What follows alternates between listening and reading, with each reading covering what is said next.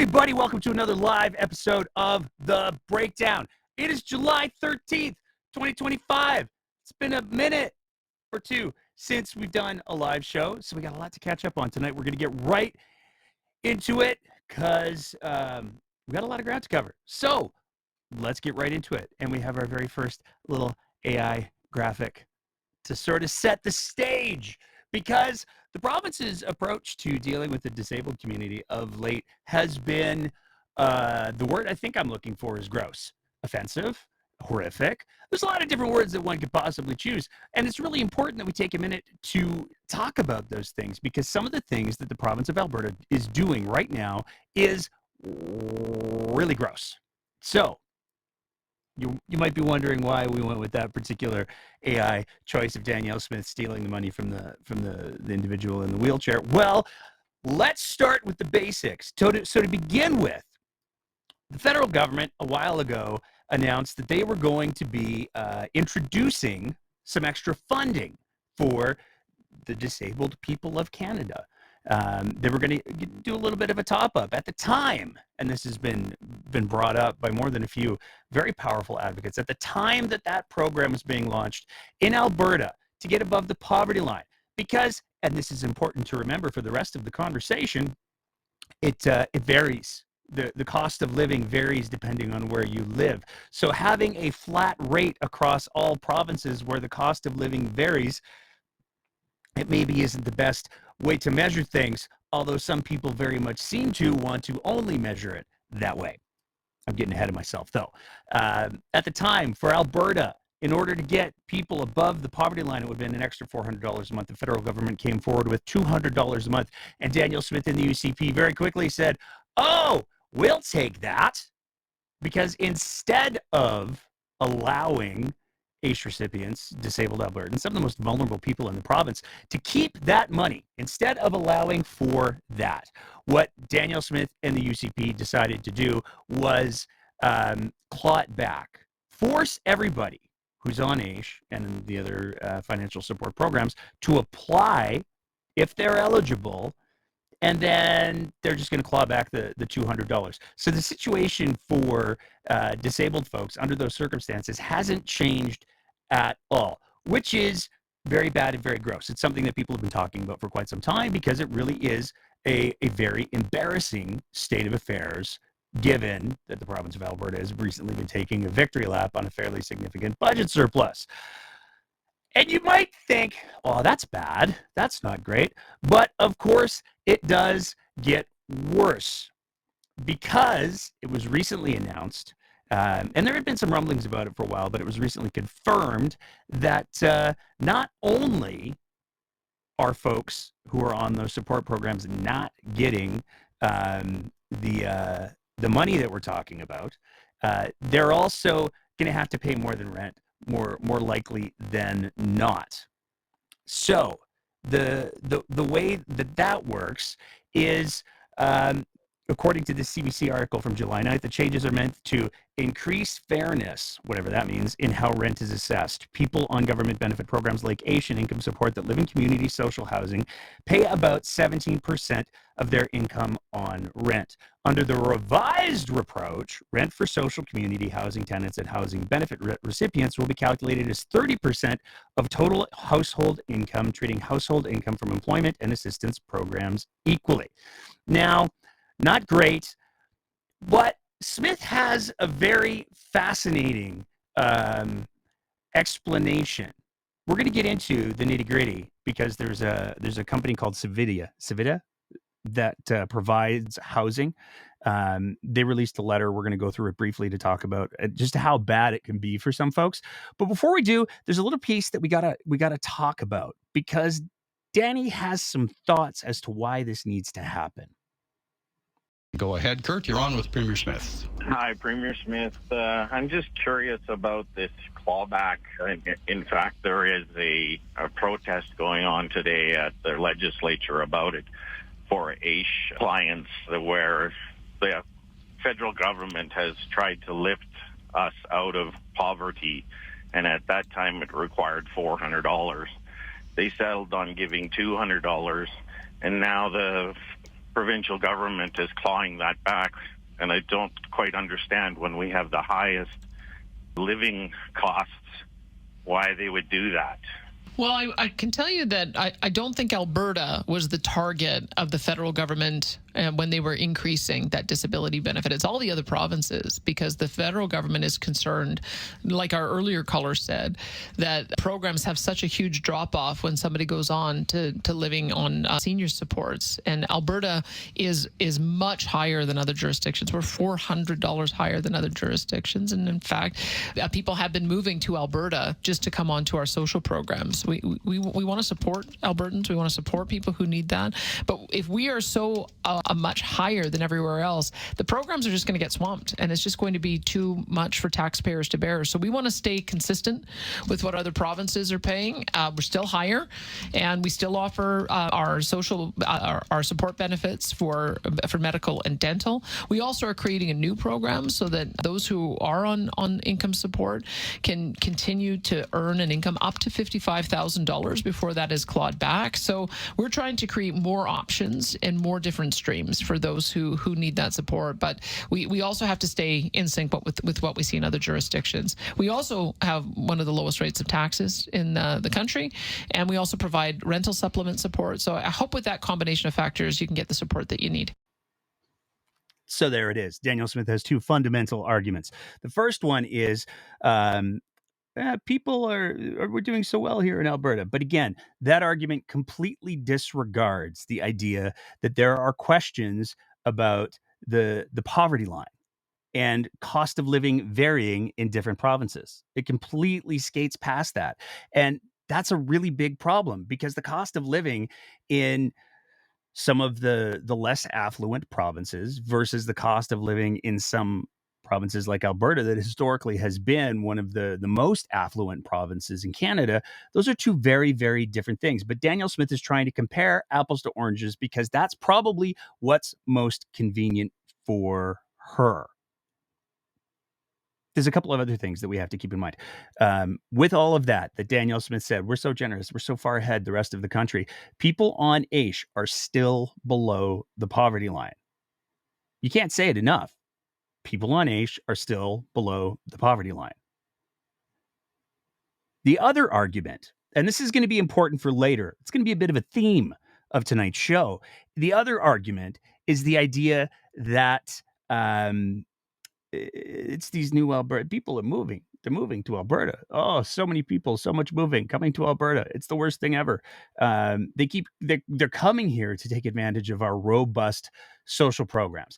And when you take a second to think about what that argument is actually saying, what Danielle Smith is advancing is the idea that people are moving to Alberta to live under the poverty line. That's what she's saying. And that's what's so ridiculous about the whole argument, because that is quite literally the argument that Danielle Smith is advancing. So, that's a thing. But let's take a look at what the details are. Let's take a look at what the nitty-gritty is for the rent changes, because like I said, this company, Civita, out of Edmonton, they're the largest provider of assisted housing in Edmonton. They put out a letter. This was on July 9th. And in this letter, it was basically, hey, all you tenants, the provincial government has made some changes into how your rent has to be calculated. So this is coming from two ministerial directives that were signed by Jason Nixon. And because these changes have been made, you're probably going to have some questions. You're probably going to have some concerns. That's fair. So we're going to do our best to try to address them in this letter. And in this letter, they provided some examples of how things could and very likely would work out. From the example that they provided. Example of how community housing rent will be calculated for an individual receiving AISH. Drew receives AISH and works part-time. The total income is $24,500, which includes $47 a month in supplementary benefits, which are not counted in rent. Before January 1st, 2026, when these changes take effect, $735 a month was exempted from their annual income, lowering the amount of annual income included for calculating rent. With that and personal benefits also excluded, their income used for calculating rent was $15,116. Their rent was $378 per month. After January 1st, because of the changes, the $735 a month exemption is no longer applied. Only the $47 per month in personal benefits is excluded. Income included for determining their rent will now be $24,500 minus only $564. At 30% rent geared to income, their annual rent will be $7,180. Their new rent amount will be $598 per month. Now, I know that there are going to be people who are going to go, $598 a month. Well, that's not that bad. But again, that's tied to income. It all depends on how well you're doing. And when you're on a fixed income or a limited income, because you're dealing with and navigating disabilities, that's a huge hit. 30% of your income versus, again, it used to be about 17%. That's a huge change.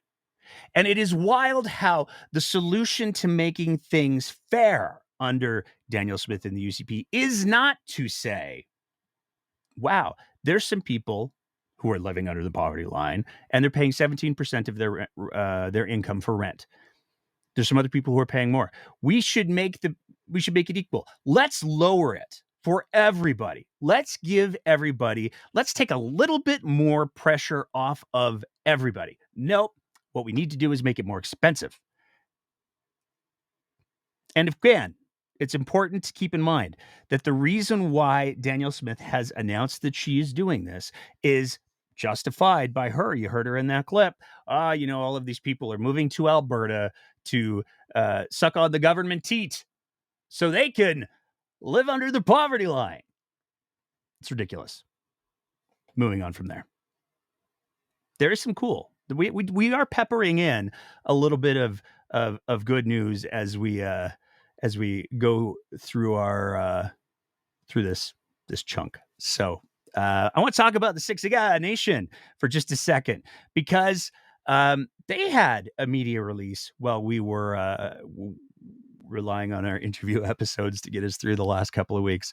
And I want to take a sec to talk about that press release because it's pretty significant and it has to do with coal mining. So the Siksika Nation filed a legal challenge against the government of Alberta's decision to end a moratorium on coal development in the Rocky Mountains earlier this year.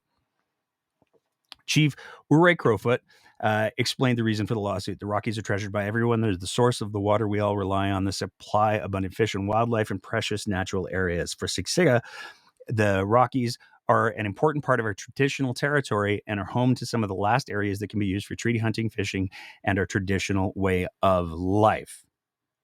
And they've actually upped their game a little bit, because they've also, as of, I want to make sure I get the date right, July 2nd, they have applied for a judicial review because the province has been doing a super great job of responding to the legal challenges that they're the subject of.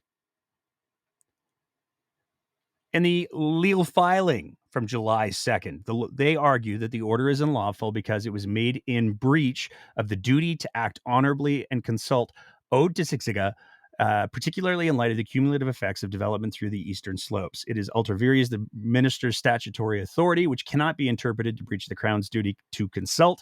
It was issued in breach of the minister's duty of professional procedural fairness, and the respondent has otherwise failed to demonstrate a justified, transparent, and intelligible rationale for making the order. It goes on to talk about why this is so important. Siksika has used and continues to use the lands, waters, and resources within its traditional territory for a variety of traditional purposes, including hunting, fishing, trapping, gathering, traveling, and cultural practices as acknowledged in the Blackfoot Treaty. It is essential to Siksika's survival that it be able to use its traditional lands for a range of practices and access traditional resources, as the lands and the resources underpin their culture, tradition, collective identity, well-being, spirituality, and rights. These traditional practices conducted on these lands and waters are integral to Siksika's physical and cultural survival.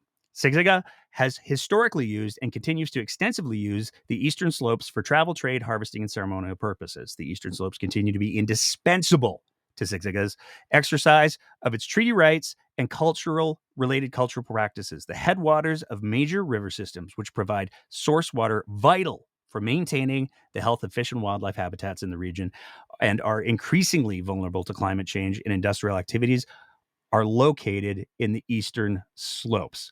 And then they go on to talk about their frustration. And it's really important to again underscore the failure of consultation. For the past 20 years, Siksika has provided Alberta with significant information and evidence about the adverse impacts of coal mining and other kinds of development in the eastern slopes on its treaty rights and lands, including with respect to the cumulative impacts of other activities on their other lands. Siksika has continuously provided such notice to Alberta for many years, including through its participation in review processes for specific projects, its consultation on the C5 Forest Management Plan, SSRP and LAPH Plan, its feedback and judicial review application following the May 2020 recession of the 1976 coal policy, and most recently, its participation in the committee's public engagement process.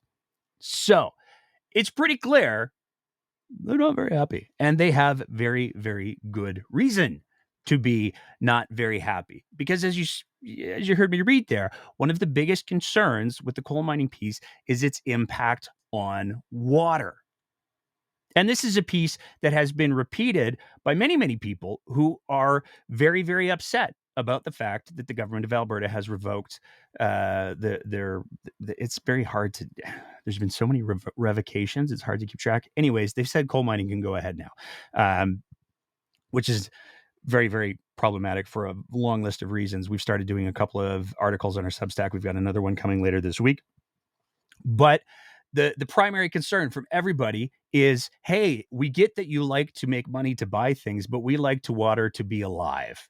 And this comes at the same time as, and I wish every time I have to say this, it blows my mind. It just blows my mind that I'm going to preface the next section by saying the Minister of Environment and Protected Areas on July 4th put up a tweet with a letter that she was sending to the feds. And I just want to say this again. She's the Minister of Environment and Protected Areas. What is she arguing for in this letter to the feds? Brace yourselves, because it's pretty bonkers. She wants the federal government to repeal the Impact Assessment Act and the Physical Activities Regulations. She wants the Clean Electricity Regulations repealed. She wants the Greenhouse Gas Pollution Pricing Act and associating regulations repealed. She wants amendments to the Species of Risk Act to respect the constitutional jurisdiction of the provinces. She wants the suspension of the proposed oil and gas sector greenhouse gas emissions cap regulation. Again, this is the Minister of Environment and Protected Areas for Alberta. And this is where it kind of ties into the Siksika lawsuit. Undertaking to refrain from reintroducing Bill C-61, which is a bill that died when Justin Trudeau prorogued Parliament. So the bill is not a thing anymore. It's dead. She's asking the federal government to absolutely not bring it back. And Bill C-61 was titled An Act Respecting Water Source, Water, Drinking Water, Wastewater, and Related Infrastructure on First Nations Land. And basically, what the idea behind Bill C-61 was, hey, we have all of these spaces, these communities that First Nations folks live in, and they don't have clean water. And that's not great. We should really, really get around to do something about that. And let's be clear. There is a very strong argument to be made that bill was a little bit weak sauce. It was not as strong as it could be. It didn't address things as much as it could have. There is 100% an argument to be made for that. But to say the bill did not do enough, it did not allocate enough funding, it didn't define the funding it was allocating, to get into that is totally different than saying, please don't bring that back at all. It's dead. But we are so committed to not protecting water in the province of Alberta that we would like you to just never, ever, ever bring it back. And let's talk about a little bit of context for a second here, because there are folks who they've showed up in our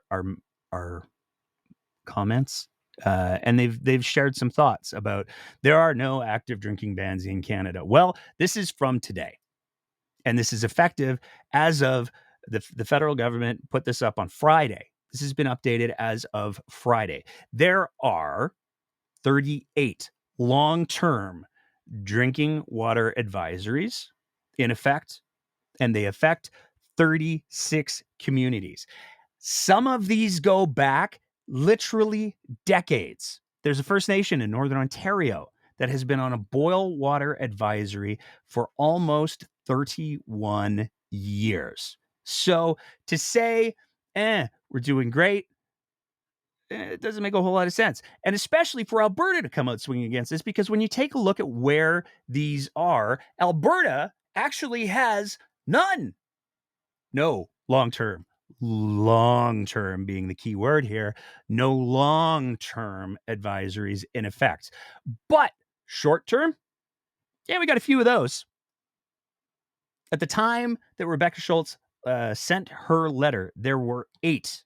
Now, a couple of them got lifted, so there are 5 in Alberta right now, literally affecting thousands of folks living on First Nations land.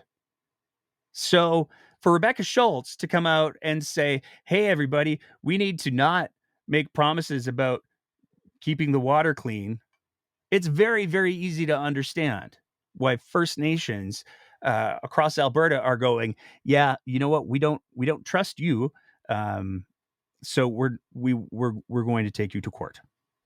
That's entirely reasonable. Moving on from there, we got to talk about this guy. Oh, no, wait.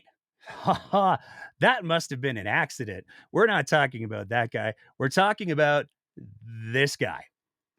Now, this is a piece, a screen capture that we took from Ricochet Media, where the headline reads, Rebel Media Reporter, because he used to be a Rebel Media Reporter, worked for white supremacist web store. Now, that piece has been up for quite some time, and there hasn't been any legal action that's caused it to go down. So that's just a fascinating little coincidence, I suppose. But the reason why we got to talk about Bexty is because, for anybody who's unfamiliar, there used to be a thing called True North, and then we made a bunch of jokes about it, and we went to their office, and we did a little comedy sketch highlighting how many AstroTurf organizations were running out of that particular UPS store. And they've rebranded. They're not True North anymore. They go by Juno News, and they teamed up with Bexty for reasons, I guess. Bexty still does the counter signal, but he also works with Juno News. And he went ahead and he got himself an interview, which is, I mean, we've put in multiple requests. Danny keeps saying no, but somehow Bexty, he got himself an interview with Danielle Smith, and they shared some thoughts about immigration. The entire national zeitgeist on immigration has changed. It has. When the Fair Deal panel was happening to now, Yeah. there's completely different opinion on immigration. Totally true. And I think maybe, what we've heard from the Alberta government has shifted as well. I think it's fair to say. You know what? When we started off, I had just gotten elected when the Alberta's Calling campaign had started. And it was important because we'd had a quarter after quarter of out-migration. We were some of the first to get rid of the COVID restrictions, and so we were ready to build again and ready to grow again. And it was looking as well like there was increased enthusiasm to invest in the oil and gas sector. So there was a very good reason why we were doing that Alberta's Calling campaign. We were calling to those who were unemployed Canadians in other parts of the country to come to Alberta. What we didn't anticipate was that the federal government was going to completely let off all controls of all streams of immigration at that time. Temporary foreign workers, asylum seekers, international students, as well as the other immigration streams. I think that 1 year period, instead of a normal amount of immigration and newcomers arriving, which would be about 1% of the population, so maybe around 400,000 people a year, They had 1.8 million, and you've seen the result of it. The reason why housing prices have spiked, why food affordability has spiked, why affordability on every front has spiked, is just because if you have too many people chasing too few jobs, too few homes, and too little employment, you're just going to end up causing problems. So the federal government blew it. It's such a tragedy because Alberta is probably one of the most welcoming places for newcomers on the entire planet. Our founding story from 1905 was one where we reached out to the world and said, hey, come here and help us build this place. And diaspora after diaspora after diaspora has. And we have one of the most diverse populations here. So people want newcomers. They want them to come here, be Canadian, be Albertan, leave their historic hatreds behind when they leave their home countries. And I think what people are now observing is that it just went too far. And I don't like seeing the fact that the sentiments towards immigration have changed almost 180. I think people want to continue having people who will come here, contribute to the economy, and be able to grow this province, but it's got to be a reasonable level. What I hear is, I mean, it's, I guess, similar. It's a little different. They want jobs for their children. Yep. They want them to be able to go work at the Tim Hortons down the road, Correct. like they did when they were a kid. They want to be able to afford groceries. They want to be able to take their kids to the hospital and go through an emergency line when they're having a problem, Yep. and be seen within a few hours. And they don't even view that, I think, as, oh, you know, Danielle Smith is not spending enough on healthcare. They think there's too many people in line in front of them. And I think there's legitimacy to that. I think there's legitimacy to that, is what the Premier of Alberta says when Cian Bexty, who, according to that Ricochet media report, used to work at a white supremacist store, says, oh, the problem isn't healthcare spending. It's there's too many people in the line because there's too many immigrants. And there is something profoundly disingenuous about Danielle Smith doing this interview and hedging, because you can hear she's doing the hedging a little bit, because she says, oh yeah, the feds opened up the immigration, totally out of control, cause of all of our problems. I just do, but it just breaks my heart to hear people talking bad about immigration. But yeah, no, they're the reason why hospitals are failing. It is bonkers. And again, this is one of the things that Danielle Smith is very, very good at. She'll put out the little hate nuggets for all of the little hate rabbits to munch on. And then she'll put out like a cursory, oh yeah, I don't like that people are hating on the immigrants so much. But she follows it up with, there's legitimacy to the concerns that immigrants are overwhelming our healthcare system. It's not a funding issue. But that's not the only particularly controversial clip that came out of that conversation. If we were responsible for choosing all the migrants that come to Alberta, and we set it at a reasonable level, which might be 1% of the population, that'd be about 50,000 people. Anyone else who comes here who doesn't have an Alberta permit, we wouldn't pay for the supports for them, because our program is very different. Our program ensures that somebody who comes here has a job. So they're already coming here as a taxpayer. And if you're coming here as a taxpayer, of course you're entitled to the same benefits as everyone else. What we don't want to do is encourage people to come to Alberta just to take advantage of rich social programs, whether it's daycare or education or healthcare or AISH. We want to make sure that people understand that there's a social contract here, that you have to work to the best of your ability and be a contributor. And we provide a social safety net for those who fall through the cracks. But I don't think Albertans want to be taken advantage of. Albertans are being taken advantage of by the folks coming to Alberta to access subpar healthcare and live below the poverty line on AISH, which is a difficult program to get on anyways. And you have to have significant disabilities in order to get on it. So not sure how that works. But there's a new piece there, the withholding the services. You know, maybe we could, if people come to Alberta and they're not the right kind of people, then maybe we could just say no, despite the Constitution. You don't get to have access to education. You don't get to have access to healthcare. And despite daycare being a national program by and large, you don't get to have access to daycare.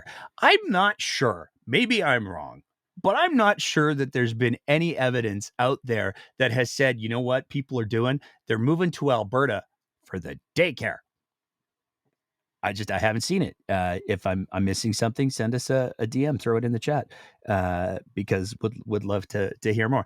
But again, we've heard Danielle Smith. Oh, immigrants, they're overwhelming the AISH. They're coming here to take advantage of us. Immigrants, they're ruining the healthcare. Oh, it's just the worst. Hey, what did Danielle Smith have as goals for immigration? Gosh, just a year ago. The fact that so many people have come to our province, I look at that as a positive, and we want to keep that going. That's why I've said, let's have an aggressive target to double our population. I'm going to put this out there because I've said that in the throne speech, and I want people to understand how important that is. We have to be that bastion of liberty, and people are going to want to come here, and we want to embrace them, and we want to be able to build this place out so that we can actually have the political clout in Alberta that we deserve. Because right now, we're being treated as a junior partner by Ottawa. And if we end up with the strongest economy, we'll double our oil production. You want to go from rough numbers, you probably know the number better than me, 4.7 million, roughly? We're almost at 5 million. We'll okay. be at 5 million so you want to double it to 10 million? Yep, I do. Why? Because then we'll be the second largest province. We'll be the second most populous province. Where are 5 province. million people going to come from? They're going to come from the rest of the country, number one. We're also recruiting people internationally to come here from South Africa, from India, from China, who are investing in our province, who are getting engineering and technical degrees, who are building our province out. I that's one thing I should say is that I have always felt like we should be embracing everything that we have to offer is so unique in the country that we have an obligation to be that bastion of freedom. And I think we should welcome the people who want to come here and enjoy it with us. And so that's why we have to take that multi-track approach where we want to build out our economy as well as create all of that opportunity. One final one on the doubling of the population. You caught me on a curveball there. How long to double? The projections I've seen have said that we could get there somewhere around 2050, just based on the kind of, when you think of where Lougheed was, I mean, when Lougheed came in, I think we were only at 1.3 million people. What year was that? He came in 71. 71. And so we're now approaching 5 million. So we've seen a doubling in the space of 50 years. So will we double again by 2050? I think we need to be aspirational. I think that we need to understand that bringing in more people to help us build this place and celebrate all of the things that make us unique, I think that's a net positive for the country, and we should keep on doing that. Well, that's a thought for people to think on and probably yell at the text line and everything else. Now, in fairness, I guess, to Danielle, to Dani, she did get a little bit of feedback from a lot of different folks on the far right who had some concerns with increasing immigration to 10 million people by 2025. And she didn't really change her position on it it took her about 6 months before she decided to start. Oh, I could blame the feds for that too. And in the process of doing that, one of the things that she said was, if we could get the population, you heard her say it in that clip, if we could get the population of Alberta to 10 million people, we'd have more people than Quebec. We could do whatever we wanted. And this is an undercurrent, a recurring theme, if you will, in a lot of the policy ideas that Danielle Smith floats forward. She gets an idea about a thing that she might have heard somewhere, and she decides that she's going to pursue that full throttle without putting any thought whatsoever into what the unintended or unexpected consequences of that could be. And in this case, she didn't have the wherewithal to recognize that her right-wing base would lose their goddamn minds at the prospect of increasing immigration. And lose their goddamn minds they have. Because the Alberta Prosperity Project released just a little while ago their fully costed... I told myself before we did the show I was going to be able to say fully costed without laughing. I couldn't do it. That's on me. I take full responsibility. They would... Their fully costed fiscal plan for an independent Alberta.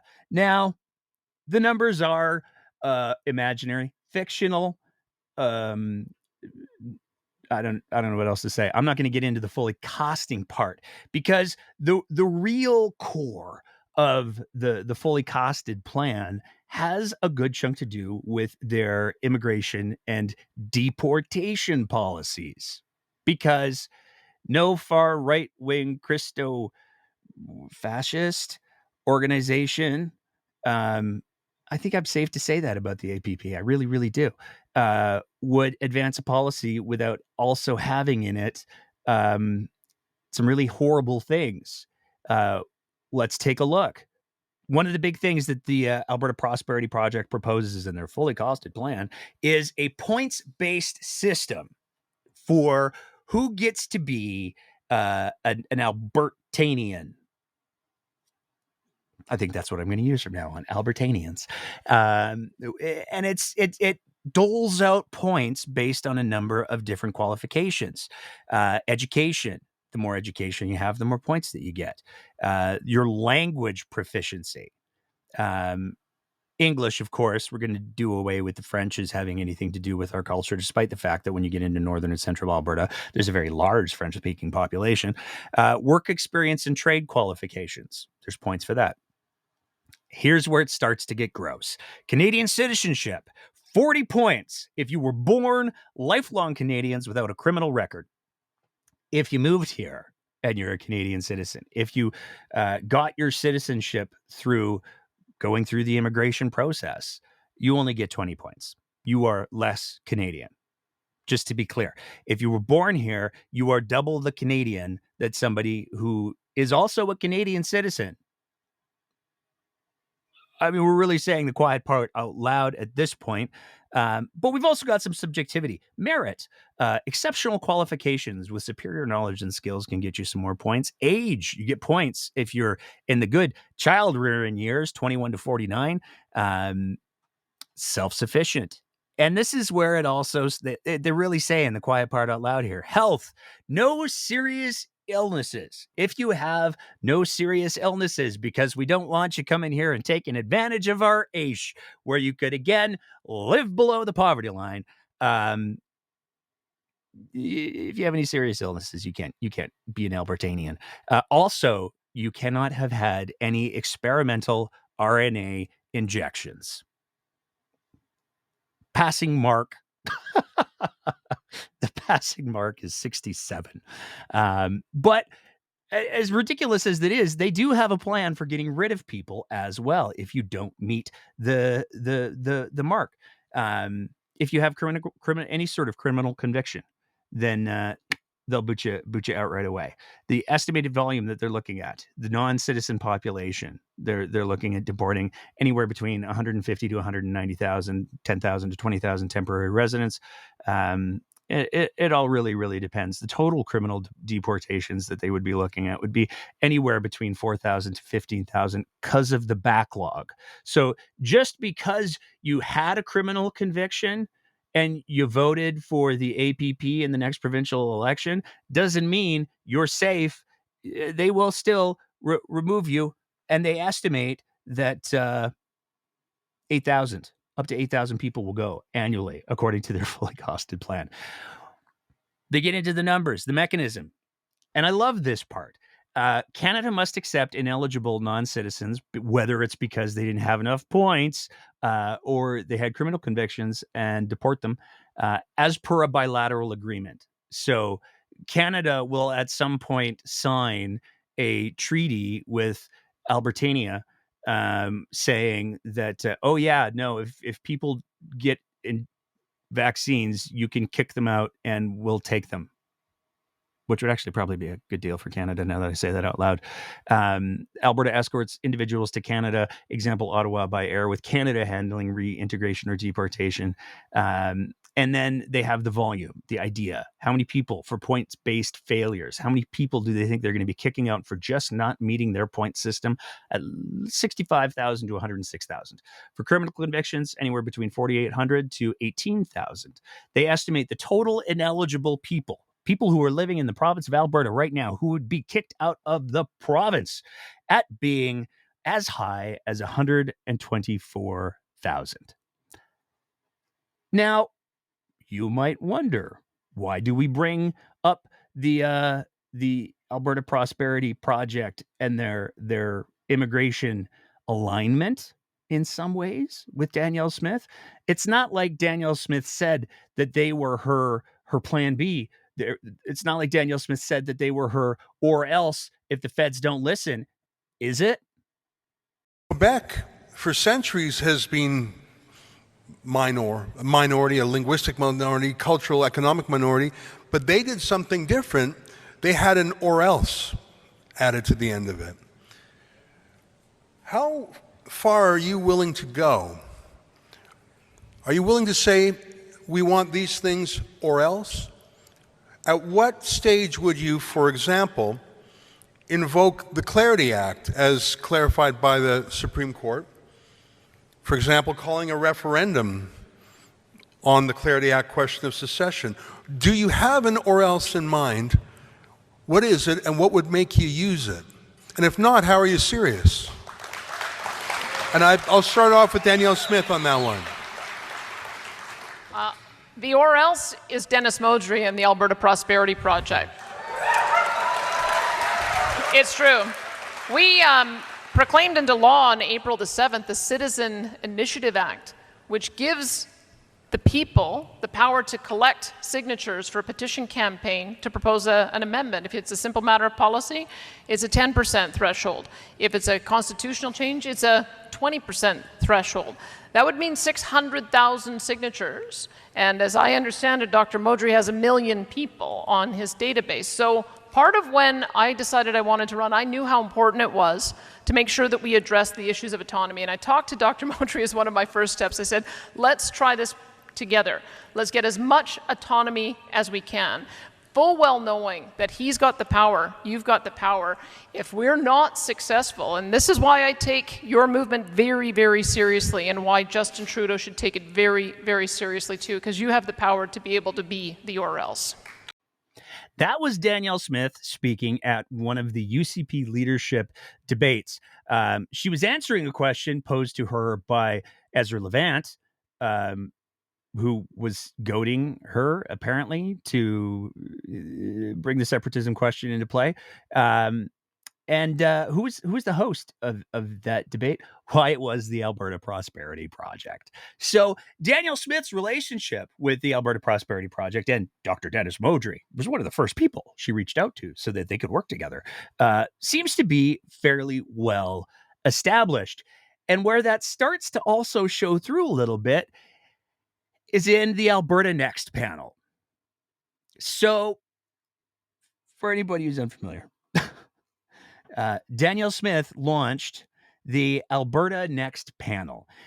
We're going to spend some time unpacking some of the things around that launch because there's some fascinating rabbit holes that we could not help but take ourselves down. Basically what it is Danielle Smith wants to campaign on the taxpayer's dime for the next few months. And so she has assembled this crack panel of a bunch of MLAs and very friendly UCP people. And then there's some really odd ones. There's some ones that it's just like, did not see that coming. They put together, we're going to travel the province. We're going to have these town halls that we're going to pre-market to UCP members, and then we'll open up the tickets. The tickets will be free, but don't worry, we'll stream it in case anybody can't get on. All of this, again, on the taxpayer dime. But they also launched a website, and that website has been the subject of a lot of criticism because in order to engage with any of the survey questions on the website, you have to. There's no way around it. No matter how hard you try.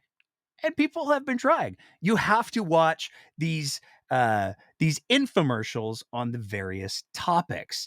And you'd better believe that they produced one on immigration.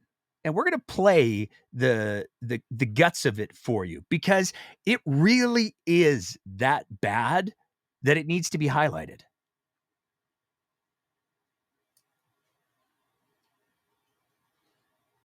As all Canadians intuitively understand, the number of newcomers entering the country each year needs to be sustainable, and everyone wanting to come should be committed to upholding the Canadian values of hard work, love of freedom, and peaceful coexistence. Sadly, Justin Trudeau's Liberals upended Canada's immigration system for over a decade by instituting an open borders policy that permitted millions to enter Canada each year, often without any sort of proper vetting, job prospects, or needed employment skills. The results have been disastrous. Housing prices have skyrocketed. Unemployment keeps increasing as immigration outpaces job growth.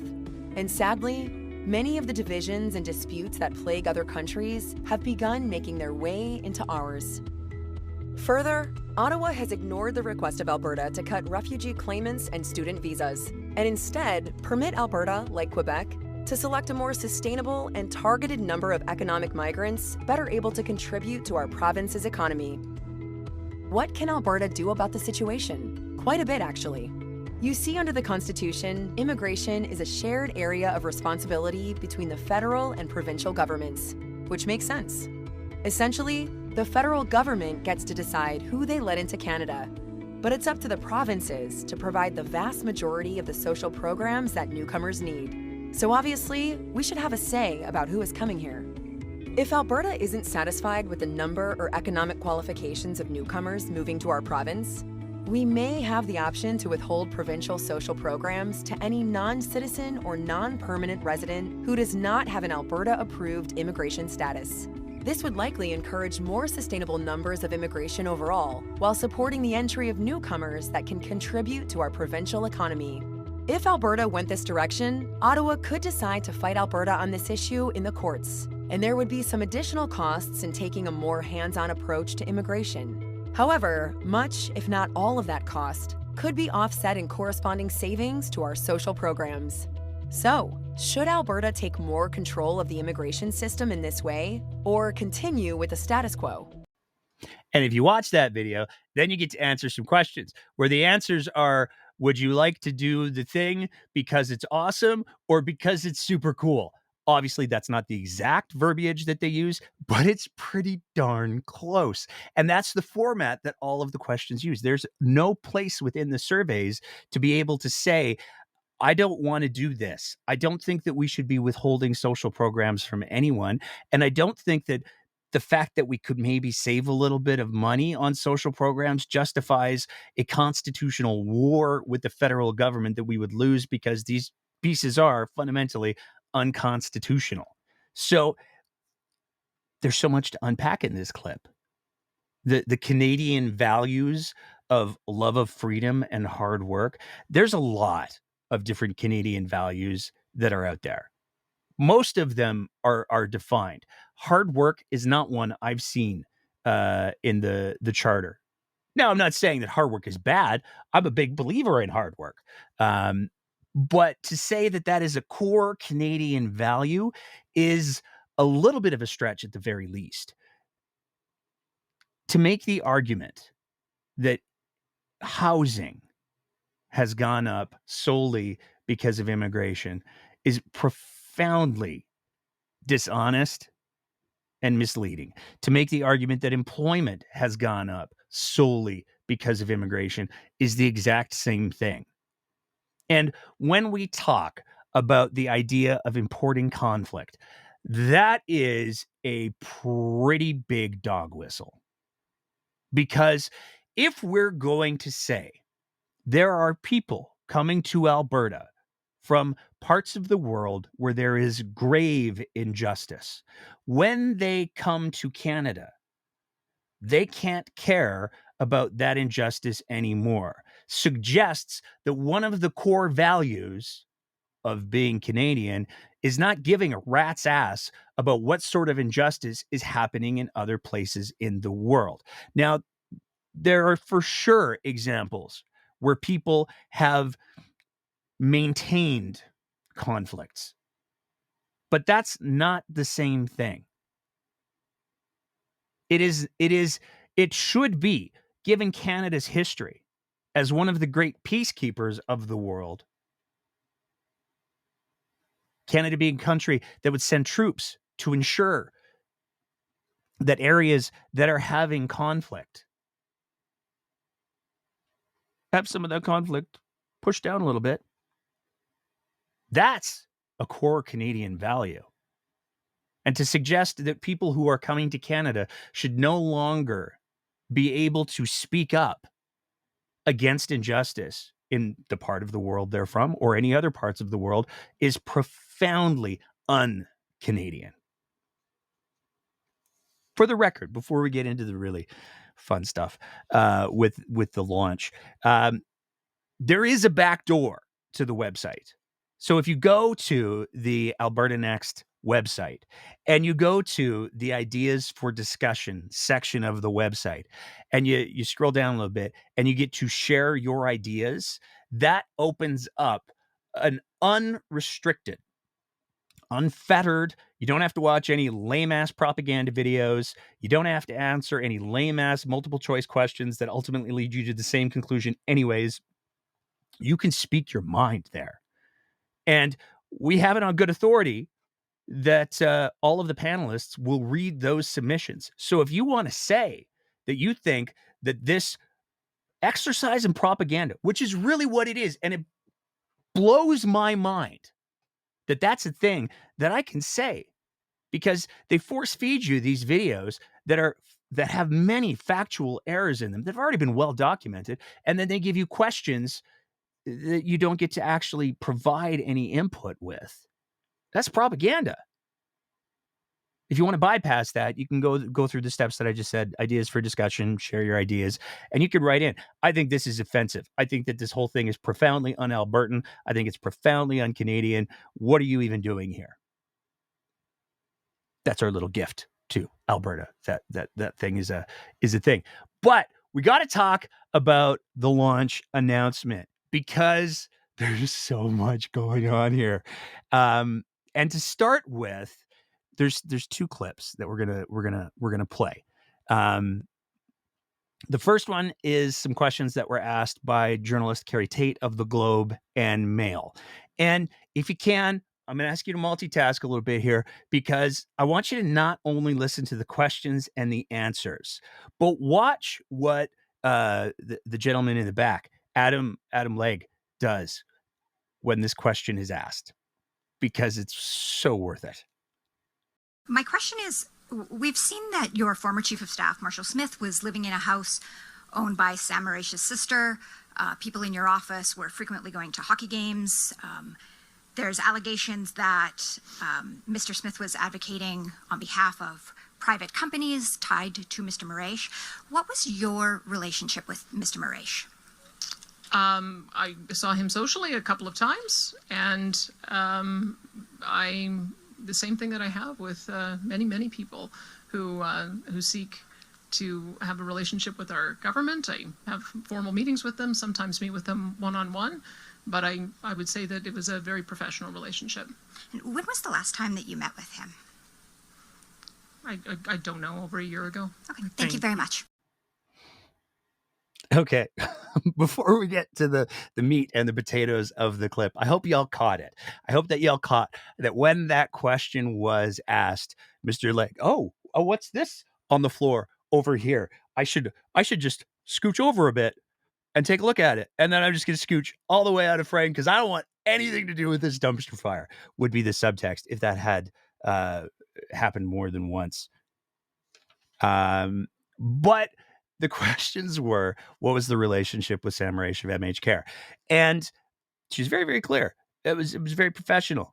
Oh, that's a fascinating word to throw out. It gets to be a little important later. Many people want to have a relationship with the government. Oh, that's a very important turn of phrase to keep in mind for maybe a little bit later. But the follow-up was, when was the last time that you saw Mr. Mraiche? And Danielle Smith said, it was over a year ago. And it didn't take very long for us to figure out, well, that was some bullshit that she threw down there. And I know, and we addressed this when we posted it on all of our socials at first. I know, and sure enough, there are a few people that were like, "Oh, that's just such a small distinction. You're just splitting hairs now." Let's be clear. If the allegations surrounding what the NDP have called the corrupt care scandal are accurate, we are talking about $1 billion. That is with a B. That is not 6 zeros. It's 9. $1 billion of taxpayers' money that was spent with this organization. And that's just what has been made public in these allegations. That's a lot of money. And there's some litigation going on around that. For anyone who's unfamiliar, I'm being sued for $6 billion by MHCare. That litigation is ongoing. But there's also the lawsuits that are going on with the former AHS CEO, Athana Mantzalopoulos, which is not nothing. The Premier's former chief of staff has launched I think it's $12 million lawsuit against Athana Mantzalopoulos for her lawsuit against the government alleging wrongful dismissal, and also the Globe and Mail. There's a lot going on. Everybody's suing everybody these days. I'm not currently suing anyone. I'm just the subject. With all of this fraught legal environment, one would think that if you were going to answer any questions about the situation in general, you would have a very high degree of specificity with your words. If you were going to say something and in the confidence that it was true, you would want to be 100% confident, because again, we're talking about $1 billion in taxpayers' money, allegedly. If you didn't have the confidence to answer the question with 100% confidence, then the correct thing to do, one would assume, if one had been given legal counsel by multiple lawyers for the government, that you would say, you know what, I don't have the exact date of the last time that I spoke to Mr. Mraiche. I will certainly do my best to get that information for you. Please follow up with my press secretary and we'll never respond to your question, or something to that effect. That's one of the more responsible choices. Danielle Smith, though, nope, she said it's over a year, except it wasn't, because it didn't take very long of going through Facebook to find that last year, bearing in mind this press conference was on June 24th, 2025. Last year during Stampede, a group of people, largely led by Last Door Recovery, put together a sober stampede. And at that sober stampede, in this picture here, we've got ourselves, it's quite the picture, because we've got ourselves a great big deal hockey player. And then we've got ourselves the man in black, appears to be Mr. Sam Mraiche. And then we've got ourselves the director of community outreach, I believe his name is, for Last Door. And then we have Marshall Smith. And then we have the Premier of Alberta less than a year ago having a chat with all of these gentlemen. So let's be clear. Danielle Smith was not truthing well when she answered that question. Whether or not she was deliberately attempting to mislead, only Danielle Smith knows the depths of Danielle Smith's soul as to what her intent was. But we can certainly say that what she said to Carrie Tate of the Globe and Mail was factually false. And again, when we're in a legal environment, a litigious environment that is as fraught as the current one is, one would think, especially if one is about to say what we're going to play for you next, that one would be doing their very, very, very level best to make sure that they were coming from a place of either not answering the question or at least being accurate. That's that clip. We're going to play another clip now. And I want to be clear. I think that you should watch what the gentleman in the background, Adam Legg, does again. And I'm just going to let the clip speak for itself. You referred to formal meetings with Mr. Mraiche. Mr. Mraiche and none of his agents or companies are listed on the lobbyist registry. Does it concern you that the government is dealing with, and you have been dealing with somebody who is not playing by the government's own rules regarding lobbying registration? Well, I would say that there's a lot of lawsuits that are going on as a result of various allegations that have been made, statements of claim and statements of defense. including claims against the Globe and Mail. I don't know if there's any against your media outlet, but I would just rather let the process play out and see what the truth is. There's a lot of competing stories. There's a lot of truth, I think, that still needs to be on the table. I'm sorry, sorry. You were saying that the truth is that you were just saying that you were had formal meetings with somebody who is not a lobbyist. Well, I said I had informal meetings, as I do with a lot of people, on a lot of different issues. As you know, the person in question didn't have any contracts with the government of Alberta. So that's, I guess, the other part. I don't know what his obligation is to register as a lobbyist. I suppose that'll come out through the process. Okay, let's go back one more time and listen to what Danny said. My question is, we've seen that your former Chief of Staff, Marshall Smith, was living in a house owned by Sam Mraiche's sister. People in your office were frequently going to hockey games. There's allegations that Mr. Smith was advocating on behalf of private companies tied to Mr. Mraiche. What was your relationship with Mr. Mraiche? I saw him socially a couple of times, and the same thing that I have with many people who seek to have a relationship with our government. I have formal meetings with them, sometimes meet with them one-on-one, but I would say that it was a very professional relationship. And when was the last time that you met with him? I don't know, over a year ago. Okay, thank you very much. It was a professional relationship. Sometimes I have formal meetings with people who want to have a relationship, not with me. Not with me, because I am a charming and bellicose speaker. No, with the government. She didn't say that she had informal meetings. She initially characterized them as social engagements, but she immediately pivoted, no gun to her head, to, I take, it's like all the meetings I take with people who want to have a relationship with the government. That was very, very professional, is how I would characterize it, as professional. So it doesn't get to be both. It doesn't get to be social and professional. It doesn't get to be, it has nothing to do with government, but he's exactly the same kind of person that wants to have business with government. It doesn't get to be all of those things all at the same time. It doesn't get to be those. And let's talk about the lobbying piece for a little bit, because to start with, let's talk about the folks in that picture. Because again, Danny didn't truth. I'm not sure what the exact verbiage would be. She did not truth well about when she last saw Sam Mraiche. And we were curious with the lobbying piece, given that Last Door has got a very long-term, professional, close relationship with the government. Are the principals? Is the gentleman in that picture there, Giuseppe Ganci, is he registered as a lobbyist in Alberta? Oh, he's not.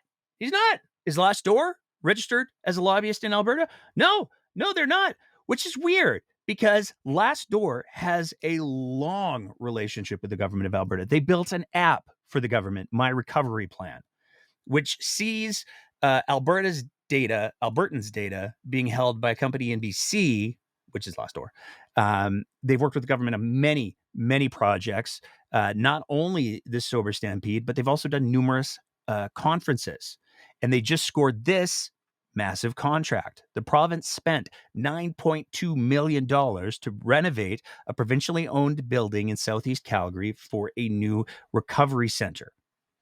And this is a big pie to have a piece of, because the Alberta government says it will spend up to an estimated $350 million on 11 recovery communities. This is not nothing. These are long-term relationships.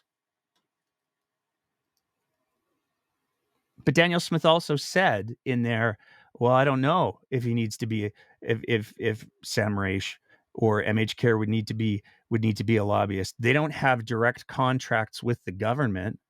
Well, let's take a look at what being a lobbyist means and what's required of it. And let's see if there are any other organizations, maybe that are tangentially or directly, I don't know, related to this whole state of affairs. And as we've talked about on the show before, there is, in fact, a company that is fairly directly related to this whole conversation that did lobby. They registered as lobbyists and that's Alberta Surgical Group. They used P3 Capital Partners, Inc. to lobby Alberta Health Services. They're now lobbying both Alberta Health and Acute Care Alberta. But they have multiple years where they were registered as lobbyists for Alberta Health Services. So let's be clear.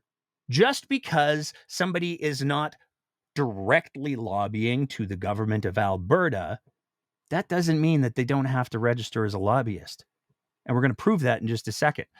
Why is this particularly pertinent? Why is this particularly relevant? Because while Alberta Surgical Group was lobbying using P3 Capital Partners, and again, we could go down this whole rabbit hole, but you should really watch our Skybox episodes. They were using the finance minister's cousin, Doug Horner, to lobby the government, and one of them was Doug Horner. So Doug Horner's cousin was Nate Horner's cousin was lobbying him on behalf of Alberta Surgical Group. And allegedly, one of the things that they were lobbying over was the expansion of chartered surgical facilities. And as we have established, there are 4 companies that share owners of Alberta Surgical Group, and Sam Mraiche, as well as a pretty prominent individual within the MH Care universe. So there's some overlap here. It's not inconsequential that Sam Mraiche should maybe be registered as a lobbyist, especially when we talk about all of the hockey games. But let's take a look at what the definition of lobbying is under Alberta law, because it is pretty pertinent to what we're talking about here. For both organization lobbyists and consultant lobbyists, lobby means to communicate with a public office holder directly or through grassroots communication. I suppose that would be social functions in an attempt to influence matters relating to the development, enactment, introduction, amendment, passage, or defeat of legislation, the development, establishment, amendment, or termination of any program, policy, directive, or guideline of the government or of a prescribed provincial entity, the awarding of any grant or financial benefit on behalf of the government or a prescribed provincial entity. Whoa, we're going to get into that in just a sec. Decisions by executive council or a member of executive council to transfer from the crown and for consideration, all or part of, or any interest in, or asset of any business, enterprise, or institution that provides goods or services to the Crown, a prescribed provincial entity, or the public, or decisions by the executive council or a member of executive council to have the private sector, instead of the Crown, provide goods and services to the government. So, by the definition of lobbying, if you are meeting with the government and you have, I'm going to paraphrase, you have a goal that you would like the government to help you with, you're a lobbyist. So it would seem to me that if the government was, I don't know, I'm no lawyer, I'm no legal expert, but just on the face of it, in the case of Last Door, it would seem to me that if you were getting gifted a building with $9.2 million worth of renovations to run a program that you're going to make money off of, you maybe should be registered as a lobbyist. And if you're having a relationship with, what was that? Prescribed provincial entity. We should probably look up what that definition is. Provincial entity means a provincial agency as defined in the Financial Administration Act and includes a management body within the meaning of the Alberta Housing Act and a regulatory health authority and a subsidiary health corporation under the Regional Health Authorities Act. So, basically, any company that the government creates, whether we're talking about something like, I don't know, Alberta Health Services or Acute Care Alberta or Recovery Alberta, those are provincial entities. If you want to influence them, you have to be registered as a lobbyist. Let's take it a step further with all of this, because we know that Danielle Smith was given the gift of playoff hockey games, hockey tickets. We also know that multiple other ministers were given the gifts of playoff hockey tickets. Gift benefits from person other than the Crown. A member breaches this act if the member or to the knowledge of the member the member's spouse or adult independent partner or minor child accepts a gift from a person other than the Crown, a gift, fee, or other benefit that is connected directly or indirectly to the performance of the minister's office. Danielle Smith said in that clip, well, I take meetings. He wanted to have a relationship with the government. And maybe he gave some of my ministers tickets. That's not conflict of interest, is it? To most people, it absolutely would be. But of course, all of this is taken within the context of, you have to know, though. You have to know, like, who really knows what the rules around lobbying are. You'd have to have either an interest in the subject because you host a podcast, or I don't know, maybe if you've ever worked as a lobbyist, you might know about these things. Oh, wait, what's this? This is the record of Danielle Smith with with the lobbyist registry when she was registered as a lobbyist and lobbying Alberta Health for she wanted to I'm not even making this up. She was lobbying to let doctors provide ivermectin and hydroxychloroquine, but also she wanted to discuss a new accountability model for delivering healthcare that would split the roles of purchaser, provider, and performance oversight. But there she is. And if we take a look at what were the government departments that she lobbied, there's a boatload of them, and one of them was Alberta Health. So I guess the moral of the story is, if you wanted to ask somebody about what the rules are for lobbying, you would probably have to ask someone who was working as a lobbyist or who directly oversaw any changes since that time where they worked as a lobbyist to any of the rules. I guess you'd have to ask them. Hard to really say for sure. It's all very, very complicated. And we're going to use this as an opportunity to pivot to some other updates. But before we do, we just want to talk about this little piece right here, because this is bonkers. This is truly, there's a lot of stuff that's going on in the province of Alberta that many people should find offensive. But if you're going to find something really offensive, this has got to be near the top of the list, because the province of Alberta built in Edmonton a building for orthopedic surgeries. It's a purpose-built building for orthopedic surgeries. Built it a few years back, dumped a lot of money into it. And there were some staffing issues. The surgery group came forward and said, hey, we can fix this for, I think it was $240,000 a year. We can have this place up and running 24/7. We can be doing publicly funded, publicly delivered orthopedic surgeries in the building that was built using public funds to do it 24/7. $240,000. What do you say, government of Alberta? And they said, yeah, nah, we're not going to do that. And so the closure at the Royal Alexandra Hospital, orthopedics, reduction of day surgery cases, reassignment of OR time to other surgical services. Reason, due to a clinical personnel shortage. And this is the offensive part. The start date was July 2nd, 2024. The anticipated end date is now January 5th, 2026. A year, almost 2 years. This purpose-built facility has been closed. Well, Nate Horner's cousin has been lobbying him to expand chartered for-profit surgical facilities in the province of Alberta. Anyways, a couple of updates on the MH Care file so that we can be covering all the bases. There's a fascinating little story that came out about MH Care, where MH Care actually has a report. Well, they don't have the report. That's part of the problem. There was a report that was commissioned by AISH in the fall of 2024. Now, it gets a little complicated because the exact details of what version of that report is open to some debate. It's a privately held report. It's the product of solicitor-client privilege. So AHS has said we don't have to give that up. It's under legal protection, and it was done to investigate the.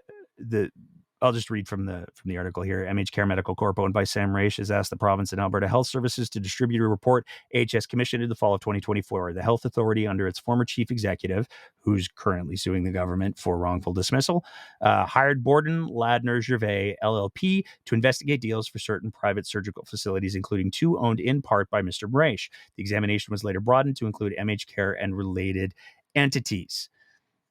MH Care would like to see that report released because they say that it will exonerate them, which is a piece of the puzzle that would be fascinating to have. Danielle Smith was recently asked about the children's medication that I'm currently being sued for calling Tylenot. What'd you have to say? Your government struck a deal to offload that batch of children's medicine that we got stuck with a few years ago to the tune of $70 million. Does that indicate lessons learned, and will we get any of that money back? And if so, could it help offset the cost of COVID vaccines for seniors? Well, let's remember that was probably the last contract in the COVID era. Remember, during COVID, there were all kinds of supply constraints. And so there were many, many different contracts that were signed, and trying to get product from wherever we possibly could, whether it's for ventilators or masks or testing kits or so on and so forth. But when I came in and we'd already turned the page, I think, and the virus was becoming less virulent, we started seeing more normalization in our supply chains. The last one was the children acetaminophen and ibuprofen. And we were being told at the time that it could potentially be 3 years before the supply would stabilize. And there was no way that we were going to have families having to crush up adult Tylenol or go online or fly to Mexico, as the stories that we were hearing. That was a safety risk. So made a decision at the time to use a new company, Atabay Pharmaceutical. And the contract was written so that it was done in batches. So the first batch that they sent us was $20 million. And the supply chains normalized. We went back to using our normal product, and we've just signed an arrangement with a private nonprofit to use the remainder of that product in war-torn areas of the world where they don't have access to medicine. So I think the first batch has gone out to some African countries, and we're pleased that somebody's going to be able to make use of it. For the remaining 50 million, we've been working for 2 years with Health Canada to get approval to have a high dosage acetaminophen for use in hospital as an alternative to opioids. Anyone who's been in hospital knows that sometimes you have to have fentanyl, sometimes it's hydromorphone, sometimes it's morphine. And we want to be able to have another type of heavy duty painkiller that doesn't have opioids in it. So we've been waiting for Health Canada's approval on that. And once that's approved, I suspect that will be the balance of the remaining contract with Atabay. Now, there's some things that Danny said in there that weren't entirely true. She's having that truthy problem again, because if you take a look at the actual payment that was made, the payment was $70 million. That's that. So that's part of the reason why MH Care continues, as per the Globe and Mail reporting, to hold on to roughly $49 million of the money, going on for like 2 or 3 years now. I imagine the interest on that is not inconsequential. I don't know for sure. But Danielle Smith's pitch there is that we're going to flip that money instead of using it for more of the children's meds. And I have to just take a second to give Danny some props, which is bonkers for me. She didn't call it Tylenol. We see this over and over and over again from politicians who are trying to dumb down the narrative for the public, where they insist on calling it children's Tylenol. Tylenol is a brand name. You can't call anything other than Tylenol, period. And lots of people make that mistake. It drives me crazy. That's one of the reasons why the whole pun came around. But Danny called it acetaminophen and ibuprofen. That part, 100% true. The idea that you can give people high dose acetaminophen is bullshit. It's just bullshit. There is a lethal dose of Tylenol. There's a safe range of how much Tylenol you can give someone, how much acetaminophen you can give someone in a day. It doesn't matter whether it's the brand name stuff or the off-brand stuff. Acetaminophen is metabolized in the liver. If you push too much of it into the liver, it damages the liver. And I'm not speaking out of turn here because there's been plenty of physicians, including ICU physicians, who have said, what the hell is this you're talking about? It's not a thing. You can give, there are formulations of IV acetaminophen, but the dosing remains the same. For most people, the maximum dose of Tylenol that you can take in a day is 4,000 to 5,000 milligrams. That's it. There's no higher dose version of that your liver is going to be able to tolerate. Period. If you give it intravenously, there's actually an argument to be made that the number goes down. And anybody who's ever had to manage chronic pain or severe pain knows that there is a hierarchy of pain medications. And sometimes, for some things, acetaminophen, ibuprofen, Tylenol, Advil, whatever we're going to call it, that's enough.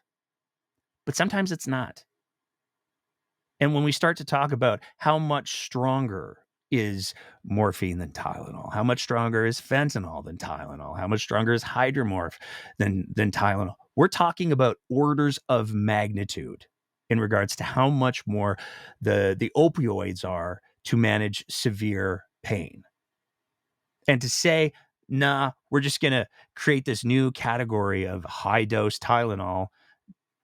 I mean, let's remember, this is the same person who was lobbying to let physicians prescribe hydroxychloroquine and ivermectin. So maybe we shouldn't be trusting Danny with $50 million of taxpayers' money to buy what she thinks good pharmaceuticals might just be. But we're not quite done with the whole skybox scandal, corrupt care, because Pete Guthrie came out swinging on a couple of different things in the last little while.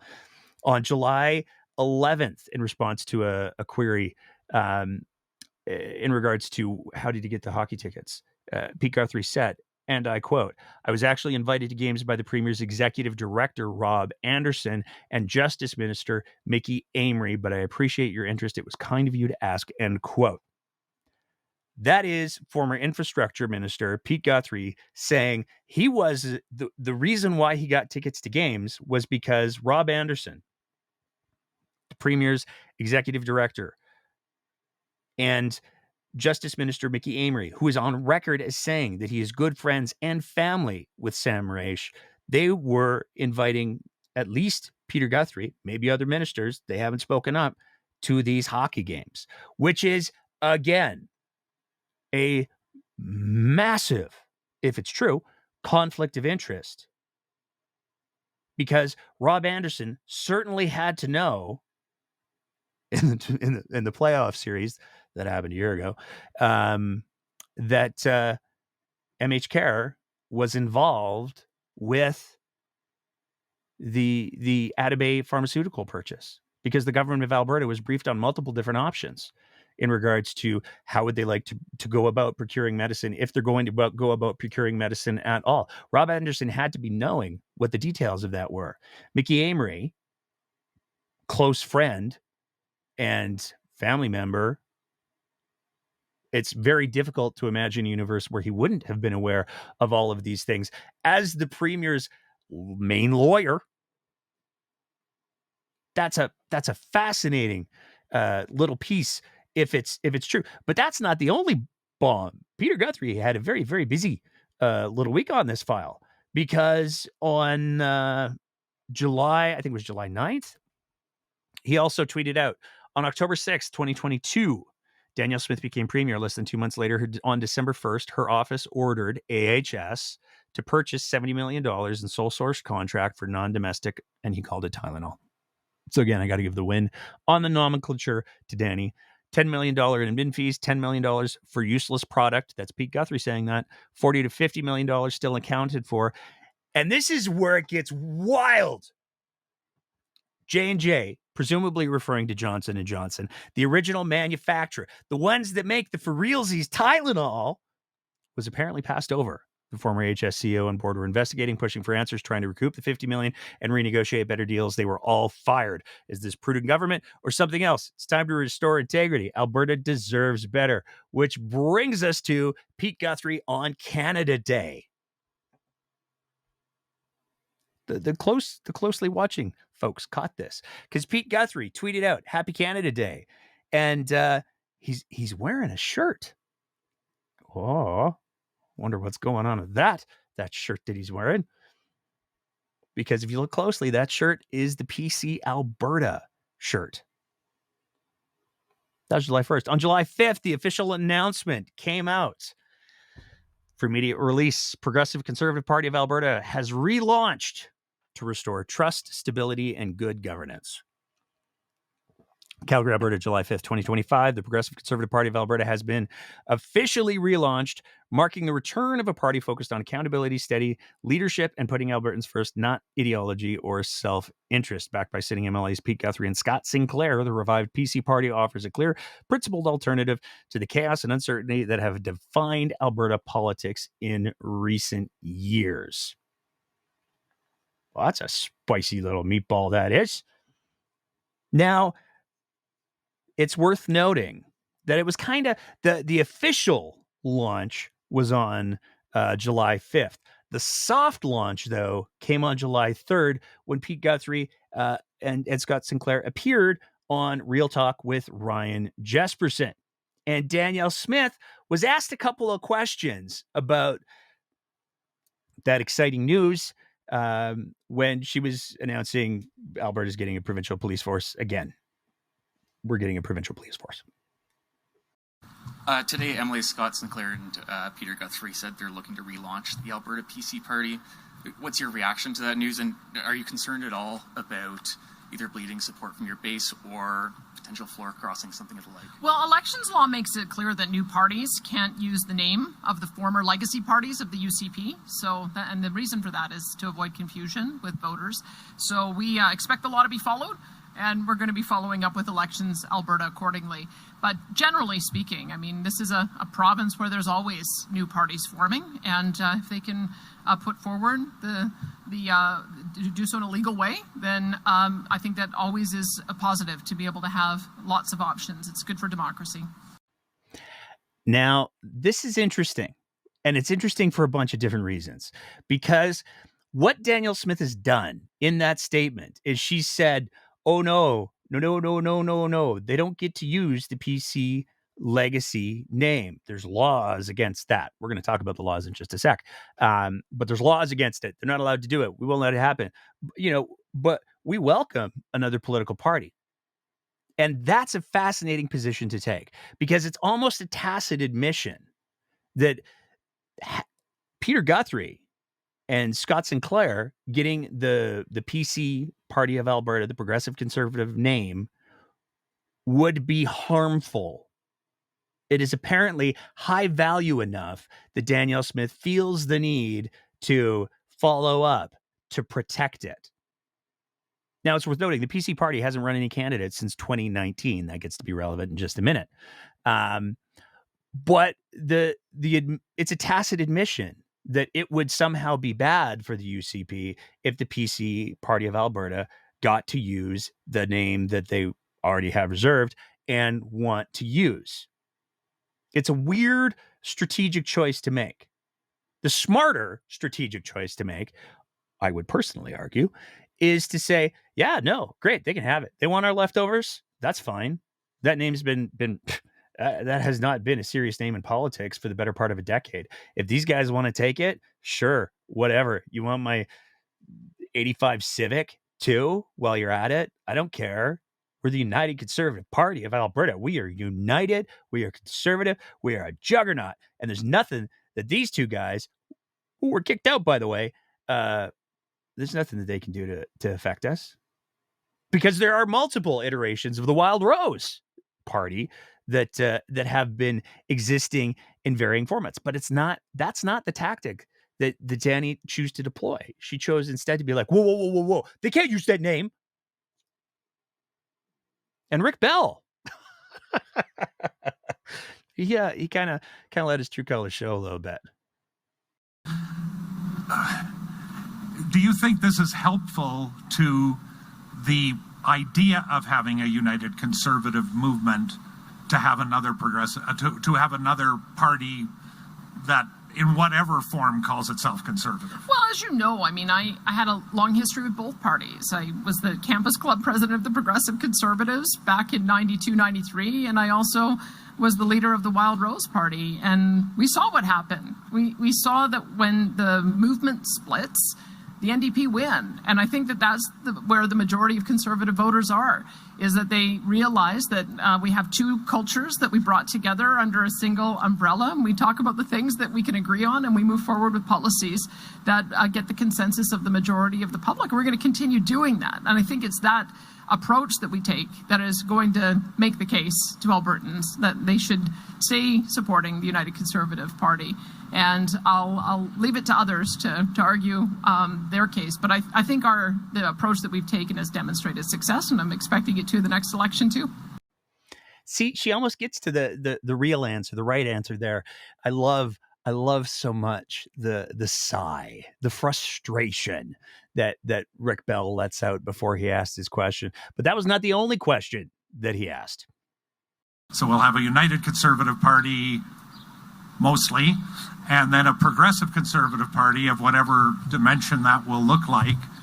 Surely you, as the person who took over the leadership of the United Conservative Party from a person who pushed to have a united Conservative Party because of what we talked about a decade ago, what are your thoughts on the fact that we don't know where this is going, but if it's successful, we're going to go back to 2 instead of 1?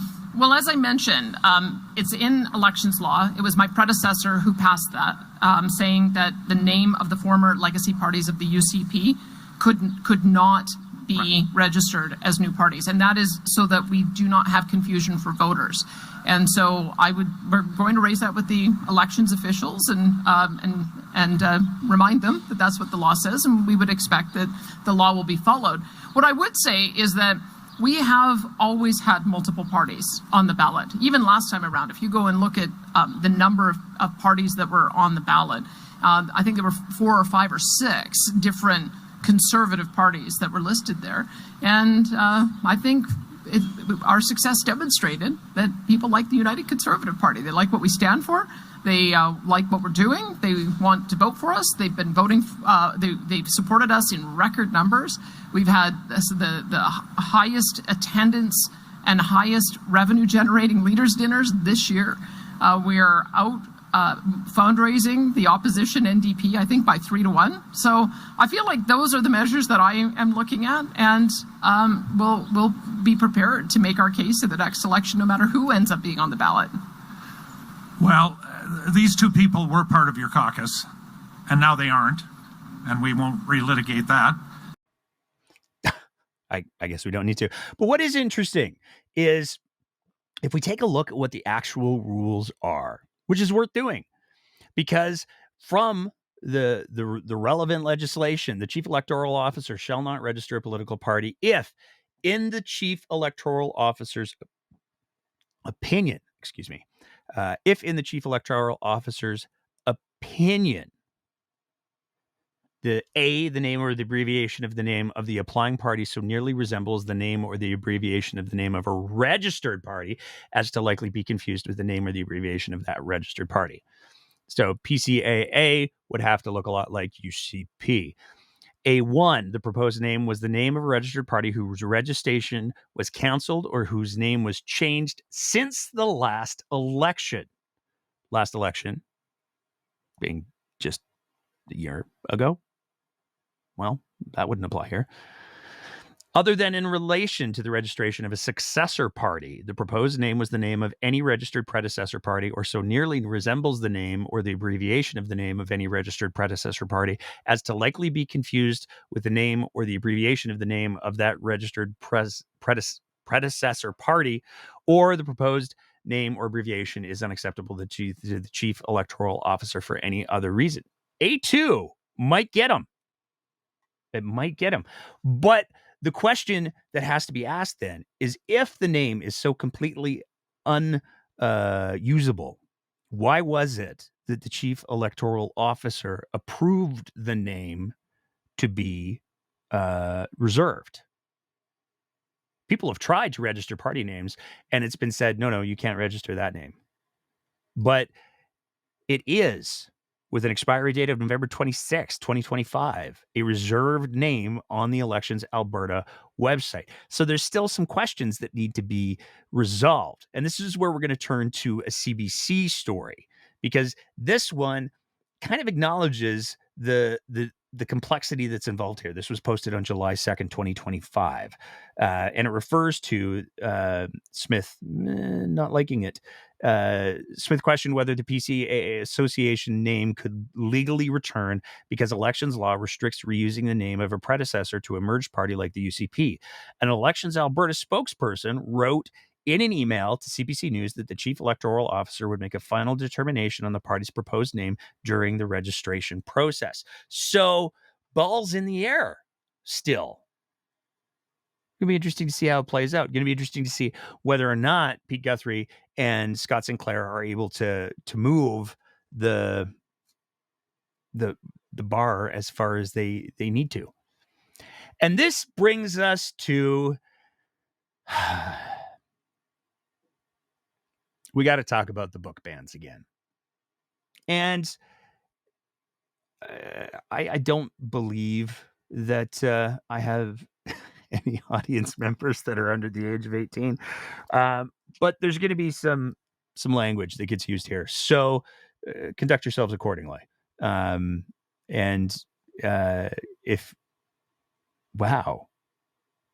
Sorry, in the middle of this, I have to make a note about that because that is something that's super fun.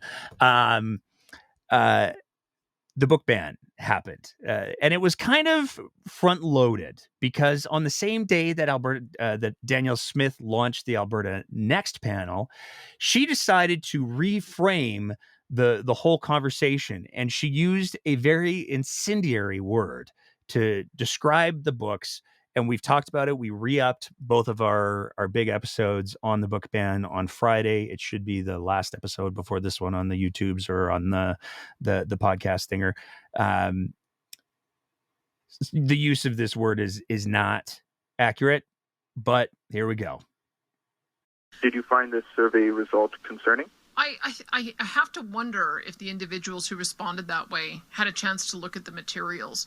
We made them available with a warning about graphic depiction.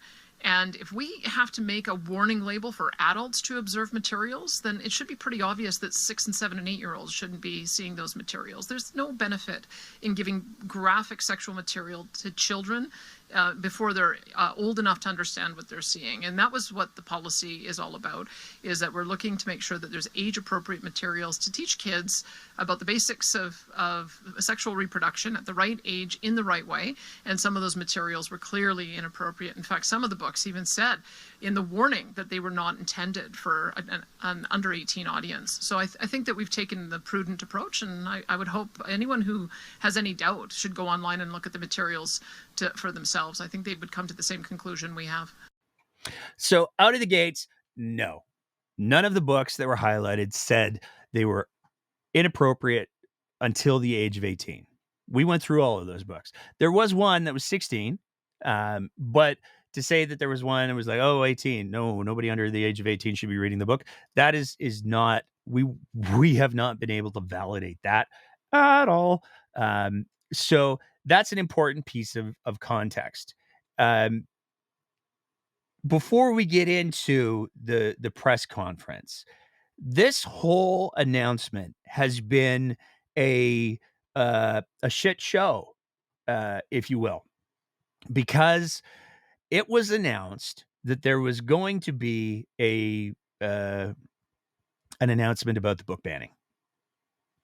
There was a technical briefing on July 10th that was followed by a press conference. A technical briefing is where journalists attend and subject matter experts and policy people say, okay, here's the deal. Here's what's going on. This is what it's going to be. All right. Use that to write your story. And then you can ask questions at the press conference, and that way everybody can have their questions out. Technical briefings are almost always what are called embargoed. So if you attend one of these, you're not allowed to talk about what happened in the technical briefing until after a certain amount of time.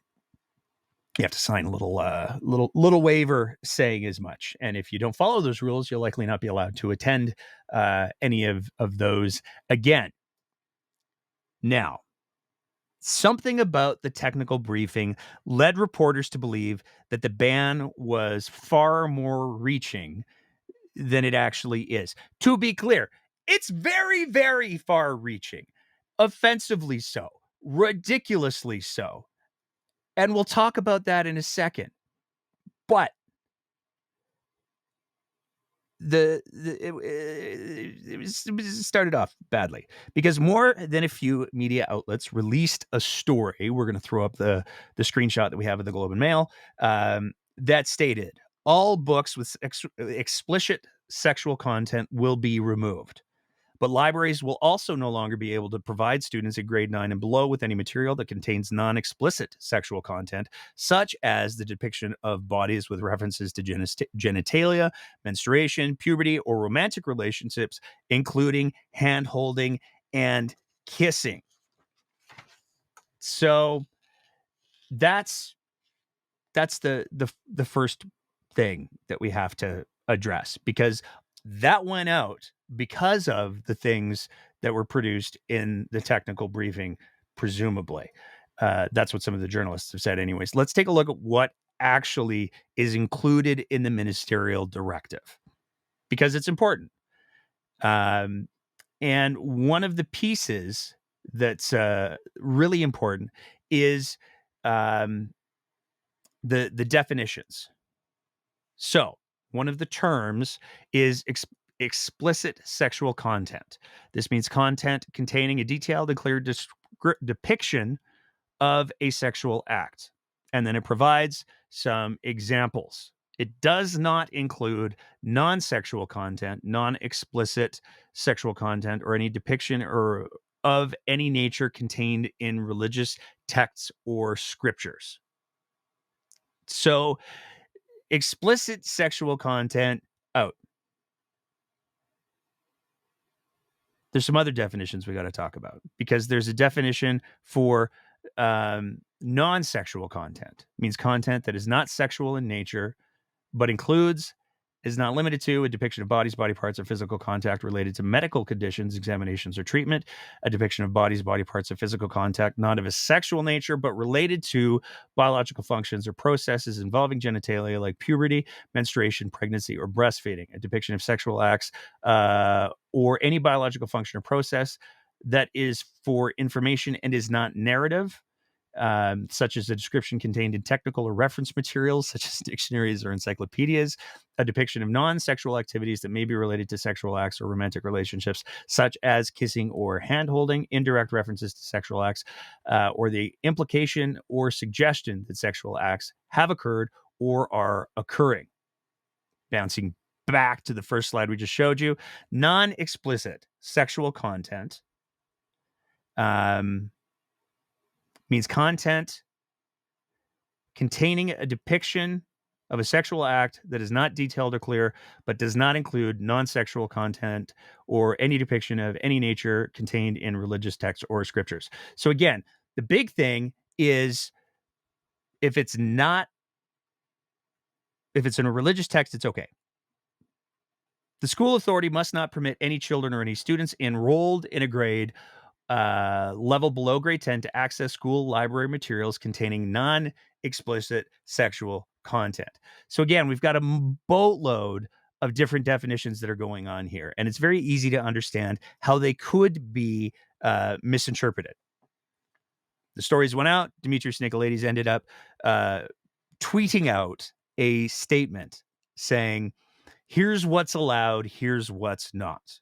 So for grades K through 9, explicit sexual content, detailed and clear depictions of sexual acts, not accessible. Non-explicit sexual content, depiction of a sexual act that is not detailed or clear, not accessible. Non-sexual content, example, puberty, menstruation, pregnancy, breastfeeding, biological functions, encyclopedias, textbooks, kissing or hand-holding for grades K through 9 is accessible.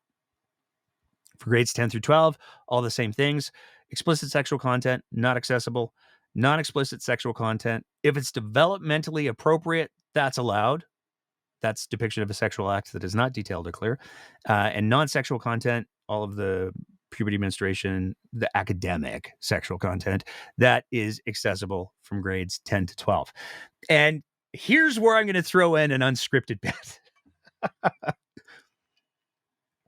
Because for kids K through 9, and at this point we're talking up to 15 and 16-year-olds, if we look at the definitions that are used in this ministerial directive, kids K through 9 wouldn't be allowed to read the ministerial directive that says that they're not allowed to read about some of these things, which is bonkers in so many levels. Now, some people have said, well, maybe it's just graphic novels. Nope. Because if we take a look at the definition of depiction in the ministerial directive, it means a passage, illustration, photographic or digital image, video, or audio file. So a written passage, if it has the words that describe explicitly a sexual act, not allowed in schools. So there's a lot of books that are on the chopping block here. And the piece about, well, the K through 9 doesn't get to have kissing or hand holding, which was originally reported, and we're going to get into that in just a sec. That is, that's not true. And it's become a bit of a distraction, because the reality is there are a boatload of books. We talked about a bunch of them. We talked about Catcher in the Rye. We talked about Go Ask Alice. We talked about anything pretty much that Stephen King has ever written. Those books, presumably, all now have to be gone through and removed by October 1st of the next school year. All the while teachers are preparing to strike. So it's going to be interesting to see how this plays out. But where it gets to be really apparent what a dumpster fire of a thrown together policy this was, is Dimitris Nicolaides was explicitly asked about the hand holding and the kissing part in the press conference. And this is his answer. Minister, I understand that the focus today is on restricting sexually explicit content from school libraries. But can you explain then why it's important to also prohibit books that are non-explicit sexual content as it's being defined? From what we're being told, students in grade 9 and below will not be allowed any material that contains the depiction of bodies with references to puberty, menstruation, breastfeeding, or romantic relationships, including hand-holding and kissing. So I'm trying to figure out what that is doing here today. The objective, again, is to make sure that any kind of presentation of sexual material is done in an age-appropriate way. That's the entire focus of the policy that we're developing. That's the entire focus of the ministerial order here. And we, again, want to make sure that students have an opportunity to, of course, explore these topics, but we want to make sure that that's done in an age-appropriate way. Follow up? Yeah, okay, I understand. It's just the age appropriateness. I mean, at grade 9, these are topics that kids are talking about, right? So when they read a book, that's something they're going to want to know about. He was straight up asked. We were told that it's not going under grade 9. They don't get to talk about the menstruation, puberty, romantic relationships, including hand holding or kissing. That was literally in the question. And either Nicolaides was sleeping his way through the press conference and he didn't hear the question that was actually asked of him, or he didn't understand it. Neither of which are great options when we're talking about banning books. You would think that the minister would be appropriately briefed and would have an appropriate level of knowledge for the thing that he's about to unleash. But either he wasn't listening to the question, or he didn't know that he was being asked that question and the answer was that he was giving was wrong. But also came up at the press conference the question of the religious texts. Why are there exemptions for religious texts? I wondered if you could explain why religious texts are excluded from scrutiny here, and if you can clarify for us, because we were not able to get an answer to this in the technical briefing, what is a religious text? What qualifies under that category? I think we would have a broad understanding of religious texts, of course. The key texts of our major religions. Of course, religion can be something that is more widely interpreted. So if there's any concern with that interpretation, be happy to explore that. There's always opportunities to make amendments and modifications to the ministerial order. Our general view and perspective, however, though, is, of course, religious texts are important components of preserving an individual's freedom of religion.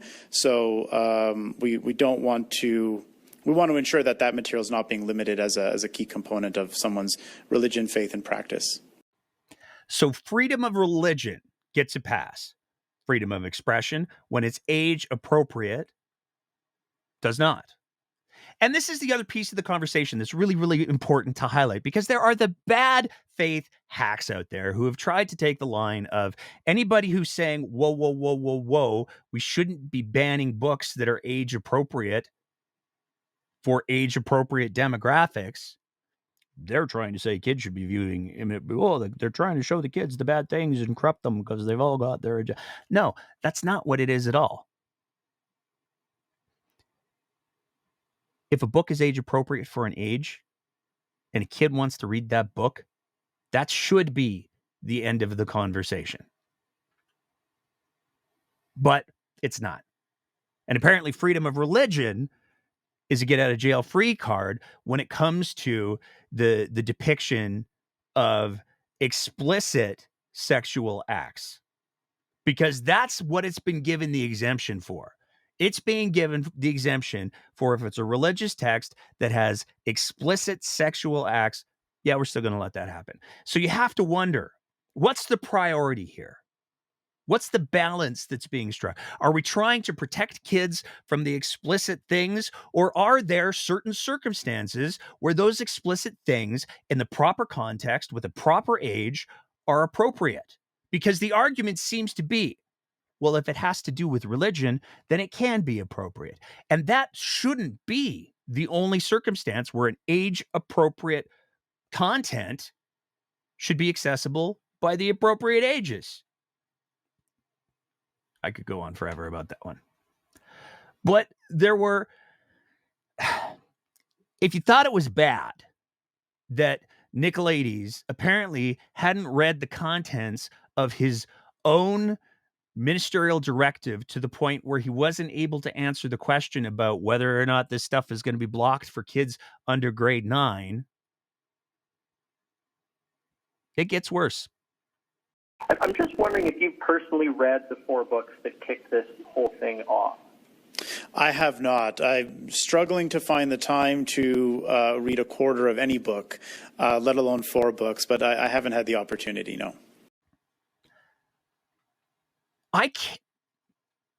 He hasn't read the books that he's banning, the books that he's calling so outrageous. He hasn't read them. He has no idea what the context is. He has no idea what's going on in the books because he hasn't read them. But they're so horrifying. They're so bad, the books that he hasn't read, they have to be banned. This is how policy happens in the province of Alberta now. Not based on information, but on rumors and innuendo. And there were a couple of the people that showed their faces. We're going to talk about one of them because the board chair for the Red Deer Public Schools decided to show up and show her ringing endorsement of this policy. And we must be mindful of this. If a passage or image isn't appropriate for the front page of a newspaper or a billboard on the side of the highway, then it shouldn't be available to students in K-12 learning environments. I don't even know what to do with that. If you can't put it on a billboard on a highway, then you shouldn't be, it shouldn't be available to kids K through 12. If I wanted to go out and rent a billboard and put up a picture of male or female genitalia straight out of Grey's Anatomy, you bet your bottom dollar it would not get approved to go on that billboard. This is part of the reason why, when you're driving up and down the QE2, the vast majority of the really offensive billboards that show the graphic materials about abortion are on private land on private billboards. You couldn't put up anything showing male or female genitalia on any public billboard. That's a very different environment than a learning environment that's being supervised by teachers and librarians. And the fact that the chair of the school board for Red Deer Public Schools can't seem to grasp that concept is horrifying. It truly, truly is horrifying. You can't put up depictions of abuse on billboards. You can't put up depictions of the loneliness and the trauma that kids who experience abuse are left with on billboards or on the front page of a newspaper. And to try to make the argument that if you can't put it on a billboard, it's not appropriate in a school is an incredibly myopic view of how learning works.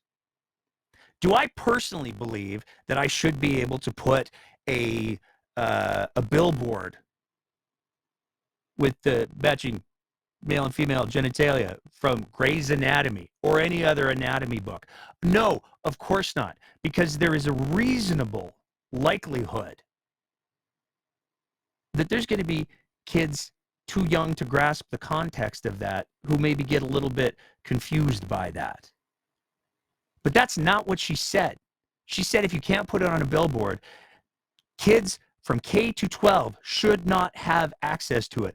I'm going to play the clip again, just so I'm not accused of taking it out of context. And we must be mindful of this. If a passage or image isn't appropriate for the front page of a newspaper or a billboard on the side of the highway, then it shouldn't be available to students in K-12 learning environments. The board chair of the public school board for Red Deer,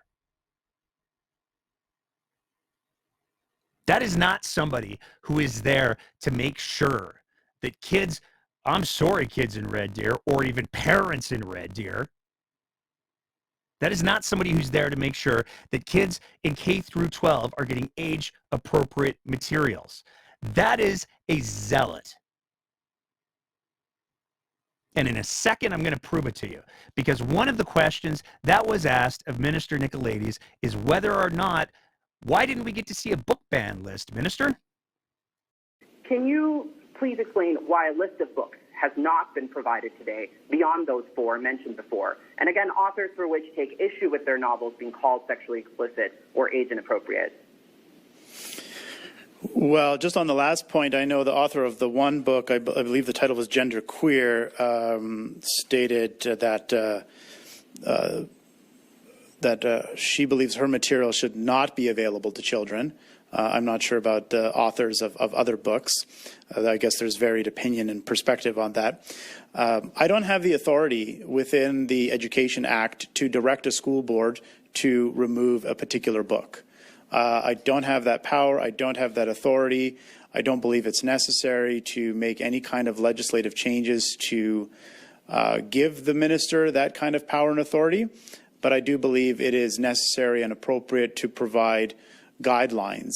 And to be honest with you, I'm surprised that we even need to provide these kind of guidelines. I thought that it was, generally understood that we try to protect children from certain types of images. We have ratings on movies. given the nature of violence and sexual content that's displayed in movies. This already exists in so many different aspects of our society. I'm really surprised, to be honest, that I need to draft a ministerial order to say that you can't have books on your shelves with graphic sexual content for minor children. You don't. Because, I mean, minor children is a fascinating approach. And again, I would refer you back to the previous episodes that we've done, because the graphic nature of the images is certainly being a little bit hyperbolic. But there, Minister Nicolaides says, oh, there's no list. Can't have a list. I don't have the authority, you see, to produce a list of books that have to be banned. There's these 4. Oh, they're bad. Haven't read them, though. What did the board chair for Red Deer have to say about a list? I just want to get an idea of practically what this is going to look like. I think, as the ministerial order states, and as the minister has advised, the main reason that this has come to light is to remove graphic, sexual, explicit content out of school libraries. There are several books that have already been named. There is several other books that are on a ban list that depict sexual graphic content that should not be available to minor youth students. So Nicolaides doesn't have a list, but the boards do. And this is why the upcoming school board elections are so important. Because as that board chair from Red Deer Public Schools made clear, she's got herself a list. And when we take a look at what we found in our FOIP back from our June 22nd show, they do, in fact, have lists. They're importing them from the United States. And the real tragedy is they're using lists from a variety of sources. One of them is from far-right religious groups like Action for Canada. And we know that those lists were involved because they came back to us in the FOIP that we got back and did our June 22nd show on. But we also know that they've been going to organizations in the United States that have lists of books that are banned. We're talking about libraries that have said, it's ridiculous that these books have been banned. You can get them here. We're talking about organizations that are against censorship and book banning. And they've said these books should not be banned. That's the kind of list that we're talking about. And the fact that there's a school board chair that believes that bringing in these lists from these sources with no credibility other than moral outrage is an appropriate path. This is why the upcoming school board elections are so important, because as the folks from David Parker and his jolly band of Take Back Alberta Prairie Pirates have made it clear, they are coming for the municipal school boards. They're coming for the municipal elections. And this is a real-world, real-time example of why. Demetrius Nicolaides doesn't have the power to say, these are the books that have to be removed. School boards, though, that's a different question entirely.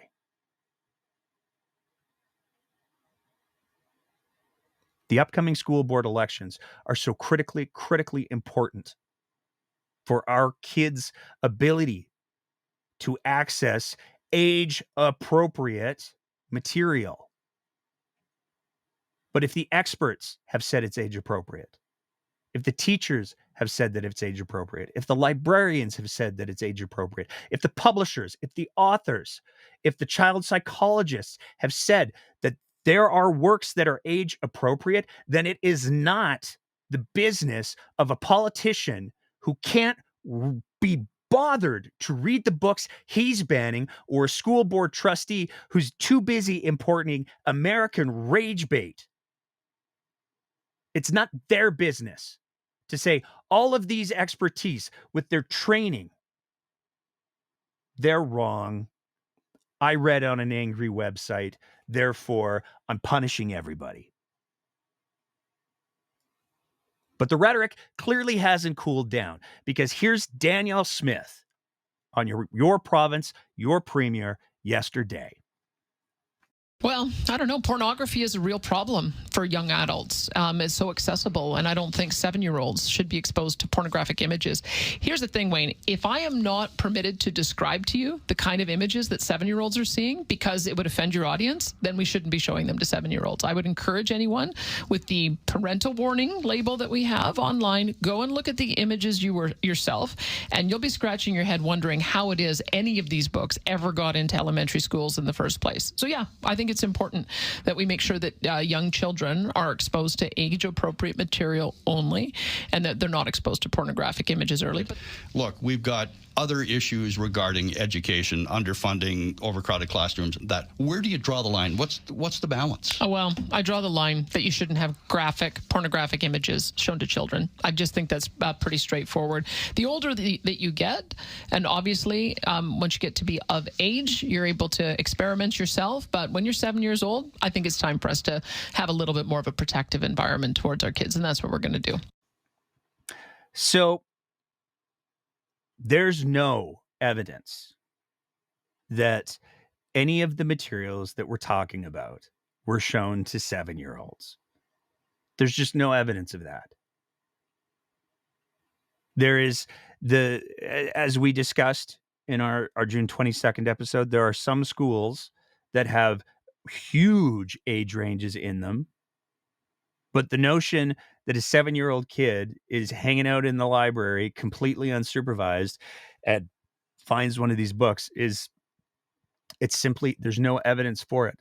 There's no documented cases of it. And in all of the FOIT materials that have been released, there hasn't been any examples where that has been demonstrated to be the case. So again, we have Danielle Smith just engaging in bad faith lying to people to make them afraid, to make them lose all reason. That's what we've got going on. And it's really, really unfortunate, because it is ultimately something that is going to hurt kids. That's just the bottom line. There's no other way around it.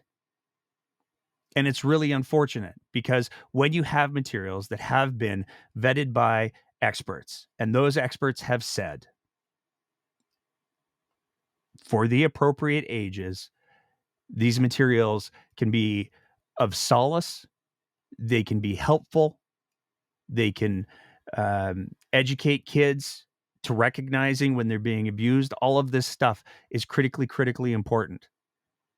But instead of recognizing those valid and important parts, we instead have the political leadership of the province of Alberta inventing stories. And it's kind of ironic that fairy tales are being used to ban children's books. The absolute kicker to this whole thing, and then I promise we do have a little bit of a good news piece to end things with, because that was a dirge. The absolute kicker to the incompetence on display by the provincial government, and I'm going to say the Minister of Education, is in the materials that were provided, including the ministerial directive. It included the ministerial directive. Here's the letter, the signature from Nicolaides saying, hey, everybody, I'm going to do this thing. I'm going to ban these books that I haven't read. Therefore, I, Demetrius Nicolaides, the Minister of Education and Childcare, pursuant to Section 18(2)(b) of the Education Act, hereby make the ordering in the attached appendix being the standards for selection, availability, and access of school library materials. This is, again, the Minister of Education, who couldn't be bothered to read the books, couldn't clearly be bothered to read the thing he was signing, because he dated it at July 4th, comma, Alberta, Calgary 2025. He switched where he was supposed to put the date and the location. The Minister of Education didn't read the order he was signing clearly enough to get the location and the date right. Hard to imagine a better ending for that segment. And with that being said, I want to pivot to some good news, and then I'm going to rant for just a little bit, and then we'll be done. And then this will be a Lord of the Rings episode. I apologize to everybody. We got to talk about this because this is some rare good news. And I know that there are people, and I have said it myself, and we've had political scientists on the show who have said it. There is a creeping fascism that's happening in Alberta. That's just a statement of fact. But we're not all the way there yet. And this is really, really important to highlight, and it's really, really important to celebrate because it's probably one of the few things that can give us some hope. This is an injunction. This injunction was filed on June 27th, 2025. And this injunction stops the provincial government from going ahead with their harmful policies against trans youth. And I'm going to read a little bit of it because I think it's really, really important. The evidence shows that the only group that will be directly impacted by the ban are gender-diverse minors for whom hormone therapy is medically indicated. The evidence of both parties shows that the ban will benefit an even smaller subset of this already very small group of people, and that the individuals that are prescribed hormone therapy and later regret it. The harm that this group might suffer would arise only after they made an informed choice to obtain hormone therapy. Again, I appreciate that the ability to make an informed choice and the state of the science are an issue, but the evidence supports that informed choice is possible and that the doctors who prescribe hormone therapy do so with a careful eye to the needs of the patient and the risks of the treatment. I accept that some patients and their parents may have had a different experience and believe the treatment was initiated hastily and without full understanding of the consequences. However, based on my assessment of the evidence, it would be a stretch to conclude that because that may have been the experience of some, every doctor who practices gender-affirming care has abdicated their responsibilities and are choosing to ignore the strength of the science regarding gender-affirming care such that the ban is necessary to protect the public good. The evidence shows that there is a benefit to the public in issuing the injunction because it will allow this marginalized group to continue receiving medical care from trusted doctors and a broader team of health professionals, thereby avoiding the adverse consequences the ban will have on them, including interference with their autonomy, unwanted and permanent development, serious stress and anxiety, and further discrimination until the issues are decided on a full record at trial. In conclusion, I find that the professional standards of Alberta healthcare professions will protect the public interest while an interlocutory injunction is in effect. I agree with the applicants in this case. The status quo protects the public interest through a web of public law and private law constraints on the provision of gender-affirming care, which the injunction would leave fully in place. I am satisfied the balance of convenience favors the granting of the injunction. That is the voice of reason emanating from Alberta's court system, and it should be celebrated. It should also be a damning indictment against all of the people who have advocated for these policies. Danielle Smith has a gift when it comes to bringing forward these socially regressive policies. She's got a real skill, and she's very, very good at finding what are colloquially referred to as pick-me's. And yes, at the book banning, there was a pick-me. And I'm not going to say their name, because the whole reason that these pick-me's ignore the science and the evidence and the logic that, thank God, the judge who issued this injunction embraces is because these pick-me's are not out for the best interests of their community. They're not out for the best interests of anybody but themselves, and they just want attention. And so, no, I'm not going to be saying the names of any pick-me's on this show tonight or anywhere going forward because they don't deserve it. They're throwing people under the bus. And I'm not going to have anything to do with it. All of this, though, did not stop the Premier of Alberta from trying to reframe and lie to her audience again. Will you reconvene the legislature and pass the bill again that bans sex changes to minors, invoking the notwithstanding clause? We're looking at all of our options, but I can tell you I think that the court was in error. That's part of the reason why we're taking it to court. The court had said that they think that there will be irreparable harm if the law goes ahead. I feel the reverse. I feel that there'll be irreparable harm to children that get sterilized at the age of 10 years old. And so we want those kids to have their day in court. We want those who were counseled to have sex change operations prematurely, who now feel like they weren't protected, to be able to be witnesses so that we don't make these kinds of mistakes. We have had long histories of governments making decisions that have caused this kind of harm. We had a sterilization of those who were involved in, committed to mental institutions that we had to do a major payout on. There are Indigenous women who are now challenging their sterilization that happened at the hands of doctors, that they want to make a criminal code provision on that. We shouldn't be capricious in taking away a person's right to be able to have children. So we want to battle this out. And the way you do that is you go to the higher levels of court. If we were to impose the notwithstanding clause, everything would stop. We actually think that we've got a very solid case. We think we've been measured. We think we've been evidence-based. And we think we're on the side of kids. So we want to see how long the process will play out. But we think it's really important for these issues to be debated in court. So Danielle Smith's lying. Let's just get that out of the way. And I don't care.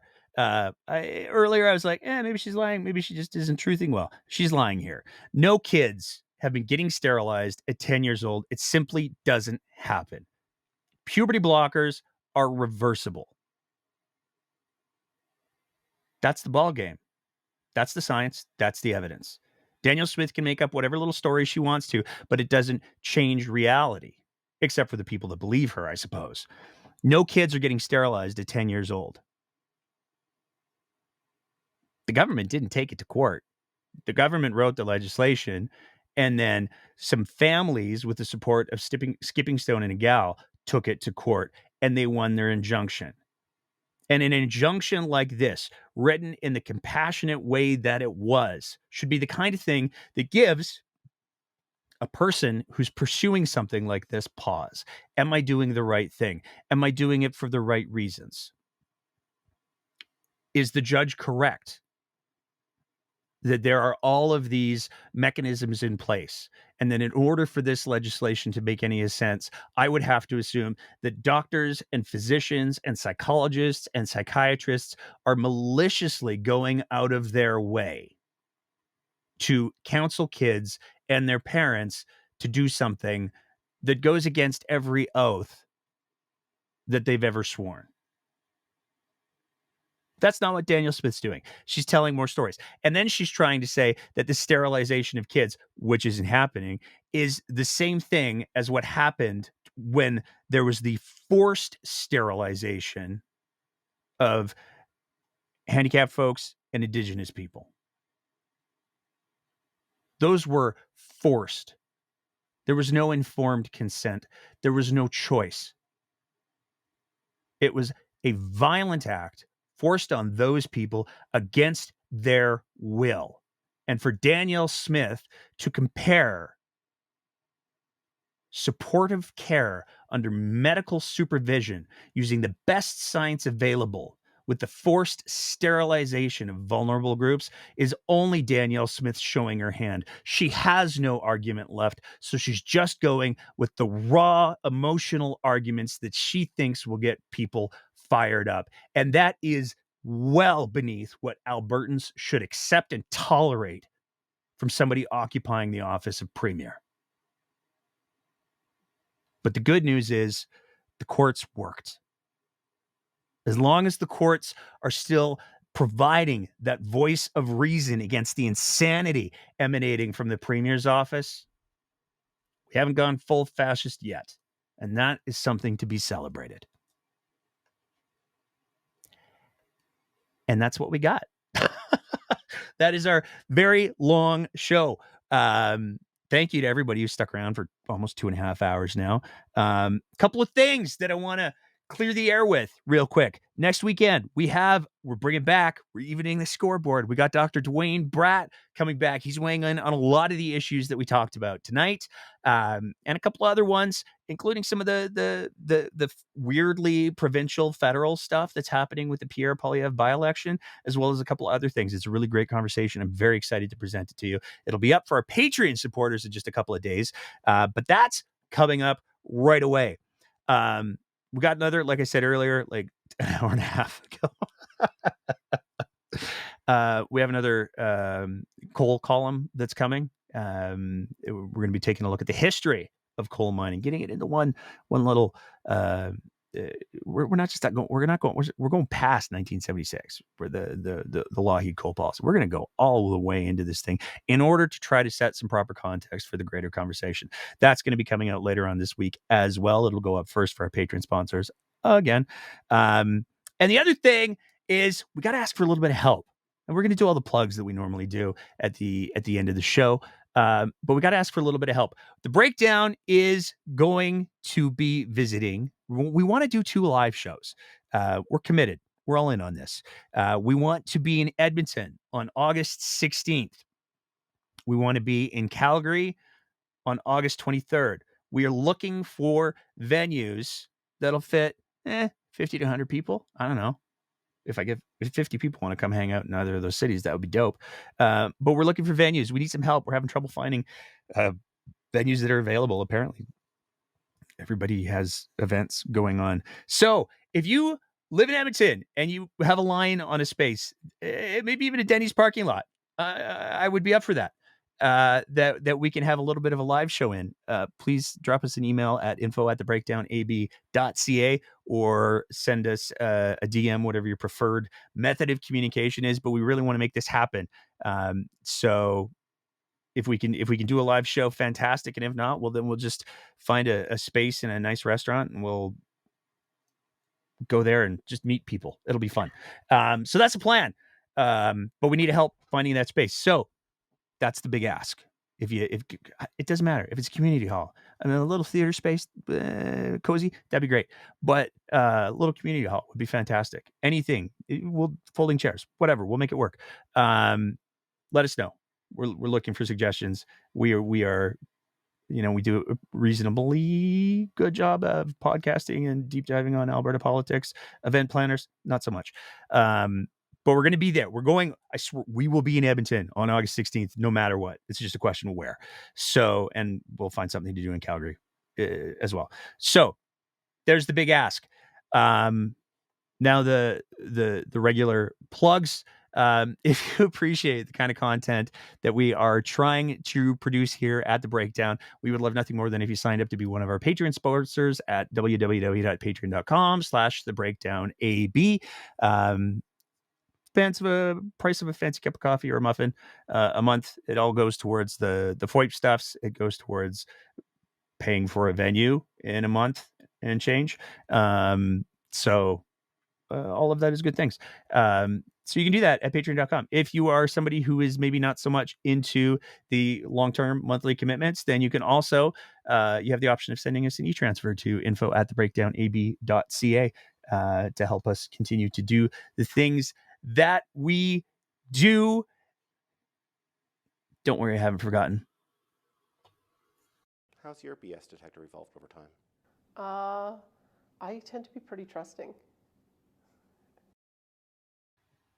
It's such a palate cleanser, though, right? Like we do 2.5 hours on, oh my God, everything is awful.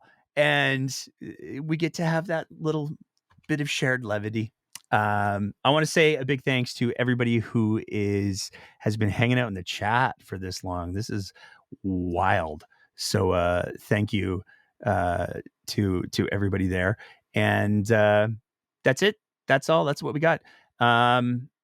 We got the Dr. Dwayne Bratt episode. Hopefully we'll have another episode of that. We're going to take a little short break at the end of July, beginning of August, where we might do miss 2 weeks of shows. Just to give us a chance to organize live shows. But that's it. Thank you all so much. If you're on the YouTubes, subscribe, do the little bell thing. The comments and the sharing of the things, all good. If you're listening to the audio version of the podcast, then little star things and leave a review. And we will be back with Dr. Dwayne Bratt next Sunday. So until then, take care of each other and keep the conversation going.